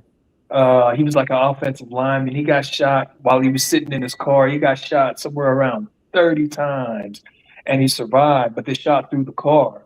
But the dude's paralyzed. From the waist down, and he lost a leg, but he survived. That's a real nigga right there. Yeah. 30 times and he survived. That's a real nigga. Yeah. I told him how to do his shampoos and his blow dries. Like, we talk more than often. Like, I'm normally to myself, but Bruce always found his way to make me laugh and make me happy. According to his mother, he died a hero. His friend who was in the car with him typically drives. That day, she was feeling sick and Gibson offered to drive. Otherwise, she would have taken the bullet. My son, he died happy. He died a hero because he took the place of the young lady that was supposed to have been in the driver's seat. The Lansing community has already been through enough. Just last week, an employee of an automotive paint business was also shot and killed while at work. The Lansing mayor addressed the recent crime. In a statement, he said in part, quote, "Please know that public safety remains my top priority. I am in regular communication with the Lansing Police Department as they continue to investigate these incidents and am committed to ensuring they have the resources and support needed to do so. At this time, law enforcement does not believe there is a direct threat to the public." Please pray for that young man that shot my son. We have forgiven him. I've forgiven him. You all forgive him. Don't wish bad on him. We don't want things to be wished bad on you. It's unclear if anyone is in custody. I did reach out to the Lansing Police Department several times, but have not heard back. Family tells us police are still searching for that suspect. Well, you had mentioned a woman in the car. Did she recognize the person? Unfortunately, she didn't. She believes it was a man.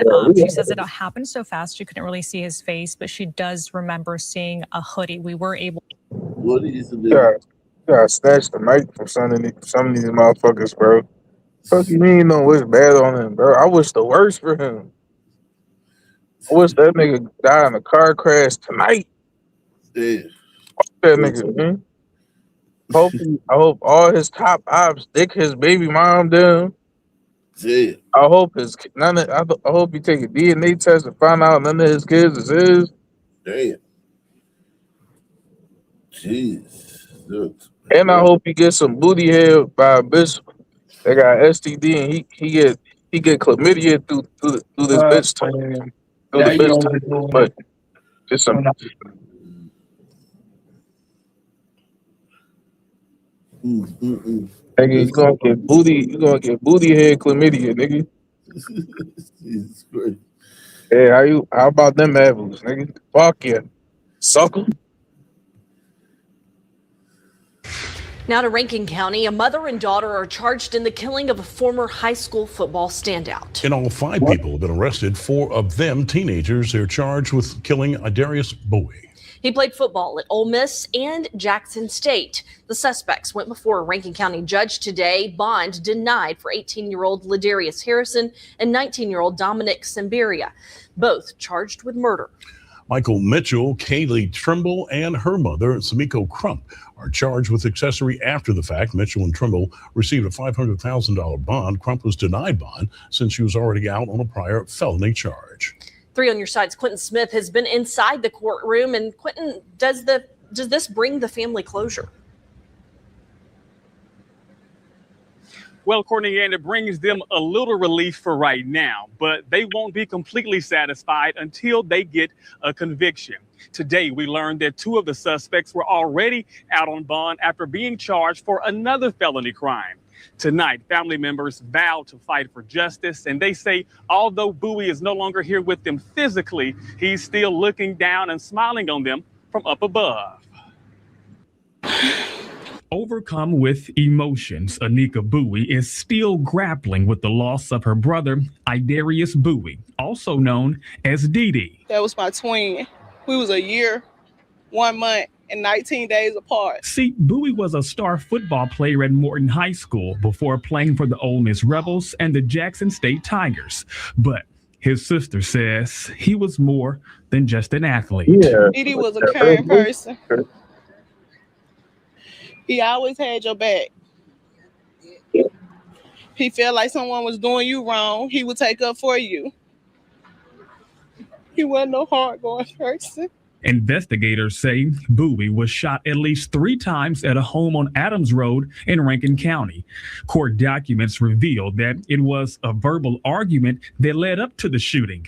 Now, these 5 individuals are being charged. Kayla Trimble and her mother, Samikio Crump, Michael Mitchell, along with Ladarius Harrison and Dominic Sanabria. According to court records, 19-year-old Sanabria told investigators he had a gun on him while at the house, but he did not plan to use it. Investigators say when the altercation escalated, he and Bowie were fighting over control of the gun when it discharged, wounding Bowie. After that shot rang out, Bowie began running away, at which time Harrison fired multiple rounds, striking the victim. When it comes to Harrison, he was already out on bond stemming from a prior charge, attempted murder, which required GPS monitoring. Well, the court records show that his ankle monitor showed the suspect was at the location during the time of the shooting. But despite these claims, Harrison denied any involvement in the death. Meanwhile, Bowie's family members are hoping all 5 suspects will be held accountable for their alleged actions. I'm satisfied so far with life in prison and $500,000 bonds and stuff like that because I know most of them can't afford it. I don't see them getting out. And that's the best place for them where they at. Go ahead, Queen. Now, when it comes to Crump, she was out on bond for allegedly trafficking a controlled substance into a correctional facility. Crump, Harrison, and Sanabria will have their bond hearings in 2 weeks, June 23rd. The Bowie family does plan to be there. We're live in Rankin County. Quentin Smith, 3 on your side. They're all gangsters. I ain't gonna lie. Where they at? Yeah. Oh man, boy. Who ready? But it sounded like that nigga was talking to the cops already, though.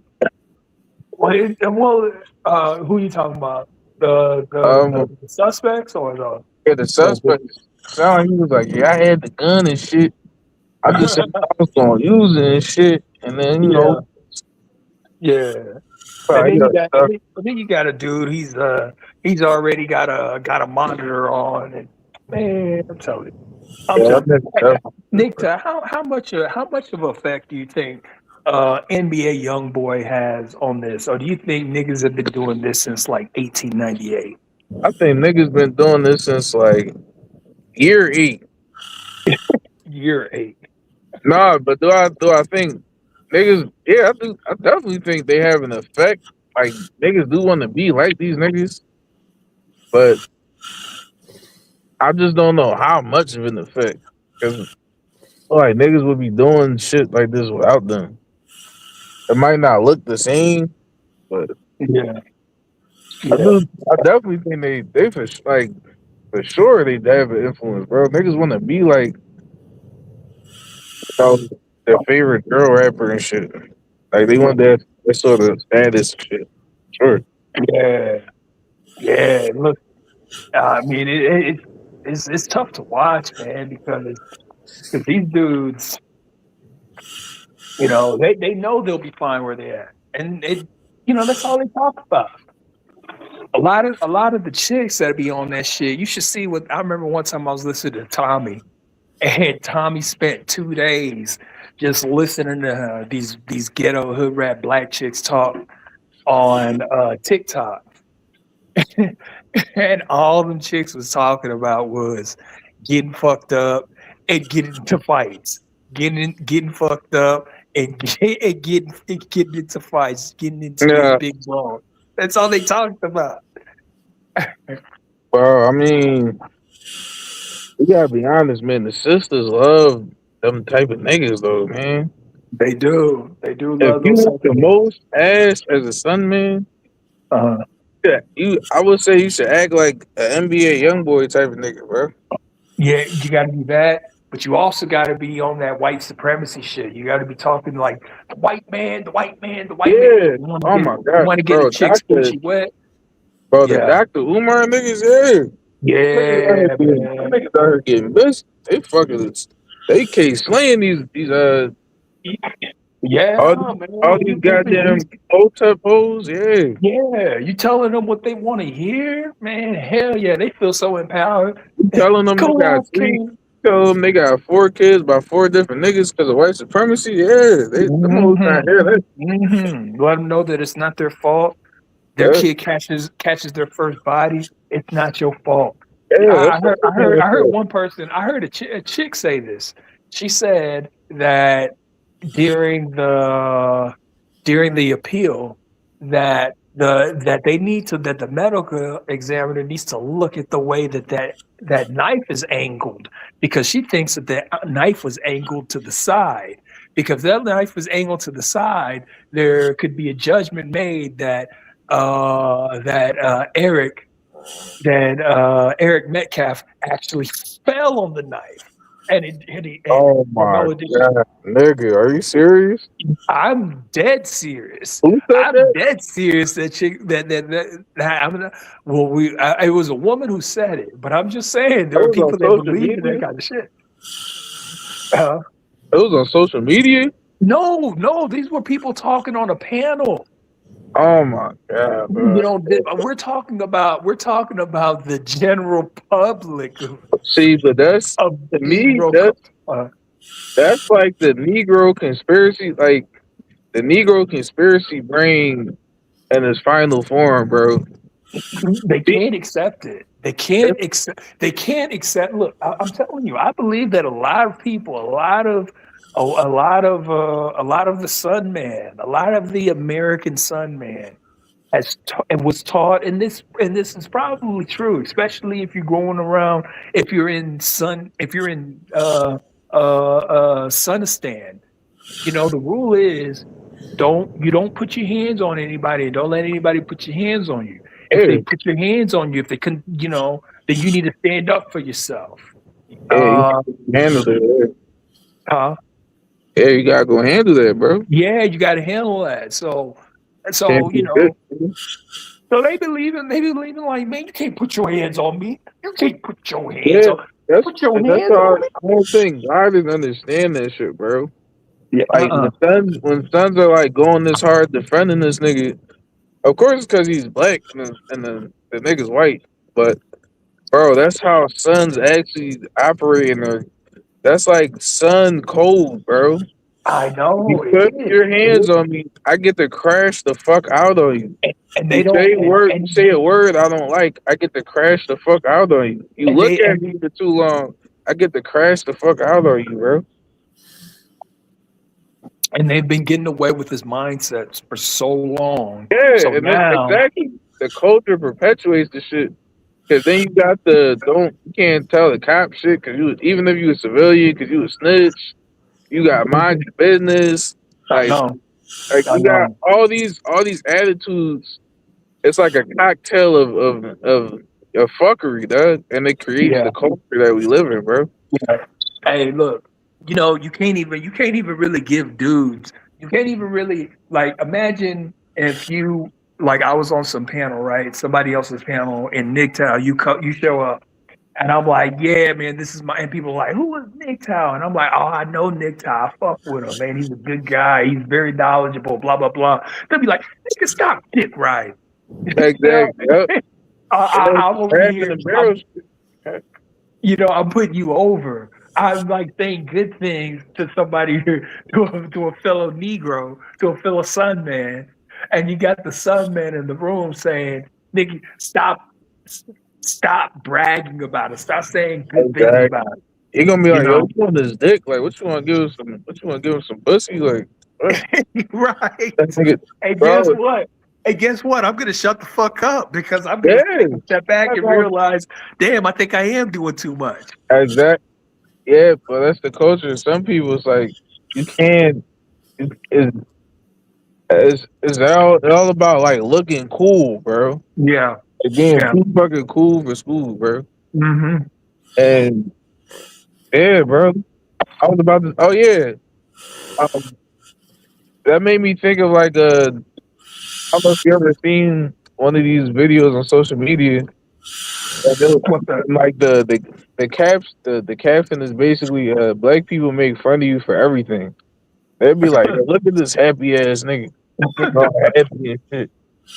Look at this fucking quiet ass nigga. This nigga all quiet. Like it's always Yeah, something. It's like a yeah, culture of like I don't yeah. niggas roast each other for anything, bro. Yeah, man. Yeah. And, I mean, I guess that's just there's this one dude, I forget his name. God, I forget his name. Akins played him a couple times. But he's a real intelligent guy. I think he's like a former NOI guy, or maybe a Hebrew Israelite, but now all he does is read kind of report the black stories that he reads. But one thing that he said, and these are books from like the 1930s, is that black people, intellectuals, they basically said that like literally only 11% of the Negro is, you know, mentally prepared and mentally successful for white culture. And he said like 80% of the Negro is will be condemned for the pit, just the bottomless pit, the crabs in a bucket kind of pit. It's like people have done the research on it and they kind of realize that like 80% 80% of sons ain't shit. I mean, I don't know if you're familiar with WEB Du Bois, yeah, Yeah, yeah, yeah. but he even back then he was as woke as he was. He was delineating like with the talented tenth shit, bro. Like any Negro with any sort of intelligence, like you can see it. Like Well, it's too obvious, bro. W.E.B. Du Bois, he started to delineate with the NAACP, and the reason why he delineated with the NAACP is because he said he took a look. He said he took a look around in the headquarters. He said all he saw in there were Jews. There's not one Negro in there. He's like, this ain't about. This has nothing to do with the Negro. So that's what made him delineate. But I don't know. I don't know. You just can't stop the sun from shining.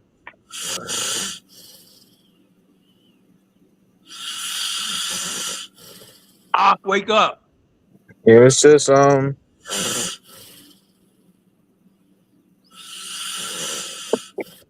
bro, it's just I know niggas don't want to hear this shit. Bro, most of these niggas are too fucking stupid, bro. I'm sorry, dog. No, like, they are. Because it's just too fucking retarded. I know this shit hurts. You know? Man, I don't know how else to say it though. I got the strangest feeling that the women are driving this because there are so many men. There are so many men that remind me of Carmelo Anthony's daddy, right? And Carmelo Anthony's dad, you look at him and you know he doesn't know what the fuck to do. I see this nigga, and what I see is a nigga with no plan, a nigga with no voice. It's like every time he speaks, he acts like this nigga act like he had a stroke or something, and it's hard for him to make words out. So it's almost like this dude has no plan. And you know how they used to always say stuff like, "Oh, it's just the fathers. We just need the fathers in the house. We need the fathers in the house." Remember how everybody talking about that? There's only one place where it said, there's, for a long time, there was only one place where I heard father in the house, it does not matter. Only one place. only one place where that shit was discussed, and it was here at Ock Nation. Yeah, man. I don't think I ever heard that talking point before here either. Because Yeah. if you only listen to like regular black conservatives, bro, you would think every nigga is a dad away from being a physicist, an astronaut, and a fucking fireman, dog. That shit ain't true, man. I know. That shit ain't true, bro. A dad is not gonna save most of these niggas, dog. Mm. No, they're not. Because a lot of these niggas' dads is career criminals. Like, think about a lot of these niggas' dads, bro. Yeah. Career criminals, niggas that act like YNs at 50. Oh. Retarded ass niggas that couldn't read, write, or do math. Yeah. Like, what are they even really there for? Because Carmelo's daddy strikes me as the type who can't read or do math. I mean, the mom don't strike me as somebody that's that bright, but then again, I don't really have high expectations for I guess I don't have high expectations for niggas either, but I just thought that there was just gonna be a lot more passion out of them. I thought that Carmelo's daddy would be like, man, this is my son. You don't know what it's like going through it with a father. Instead, he like, well, I gotta make if she ain't straight, I mean, he ain't my woman ain't straight, then I gotta get this, and we don't want him to, what's that word? Perjury. Like, These man, motherfuckers are reproducing, bro. no, man. Like, It's embarrassing. It's imagine, like, embarrassing. I know sons don't think about this, but imagine you looking at your parents, right? You look at your mom, and you like, yo, why did you start listening to your dad talk? You start really thinking, like, why you let this nigga get you pregnant? Like, yeah, you can't be that smart. You let this nigga get you pregnant. This She retarded ass is nigga. I know smart that's my though. pop. She is This nigga smart. retarded. She got like 2 degrees. No, not her, but I'm just saying. They'll say that they're smart because of the degrees. Yeah, not the degrees don't mean shit. Bro, the degree should sound cool till you hear sisters open their mouth, bro. These bitches retarded too, that. I don't give a fuck how many degrees they got. Yeah, man. Oh man. Oh shit. Welcome back, Art. Yeah, We held it down though. you only been down for like 2 minutes, man. I know, man. We held it down. Yeah, man. The video just ended, bro. Yeah, man. Yeah, salute, man. We gotta come back tomorrow, man. Knock it out the park tomorrow, man. Do the damn thing, man. Any final thoughts, man? Look, man. Yo, look. Your number one goal every day, man. Make enough money to where you don't have to be around black people. Large numbers, man. Stay away from these watermelon felons. Yeah, man, that's it, bro. Nick Tal said it best, Art. Salute to you, man. Appreciate you having me up. Salute to all you guys, man. Same black time, same black channel.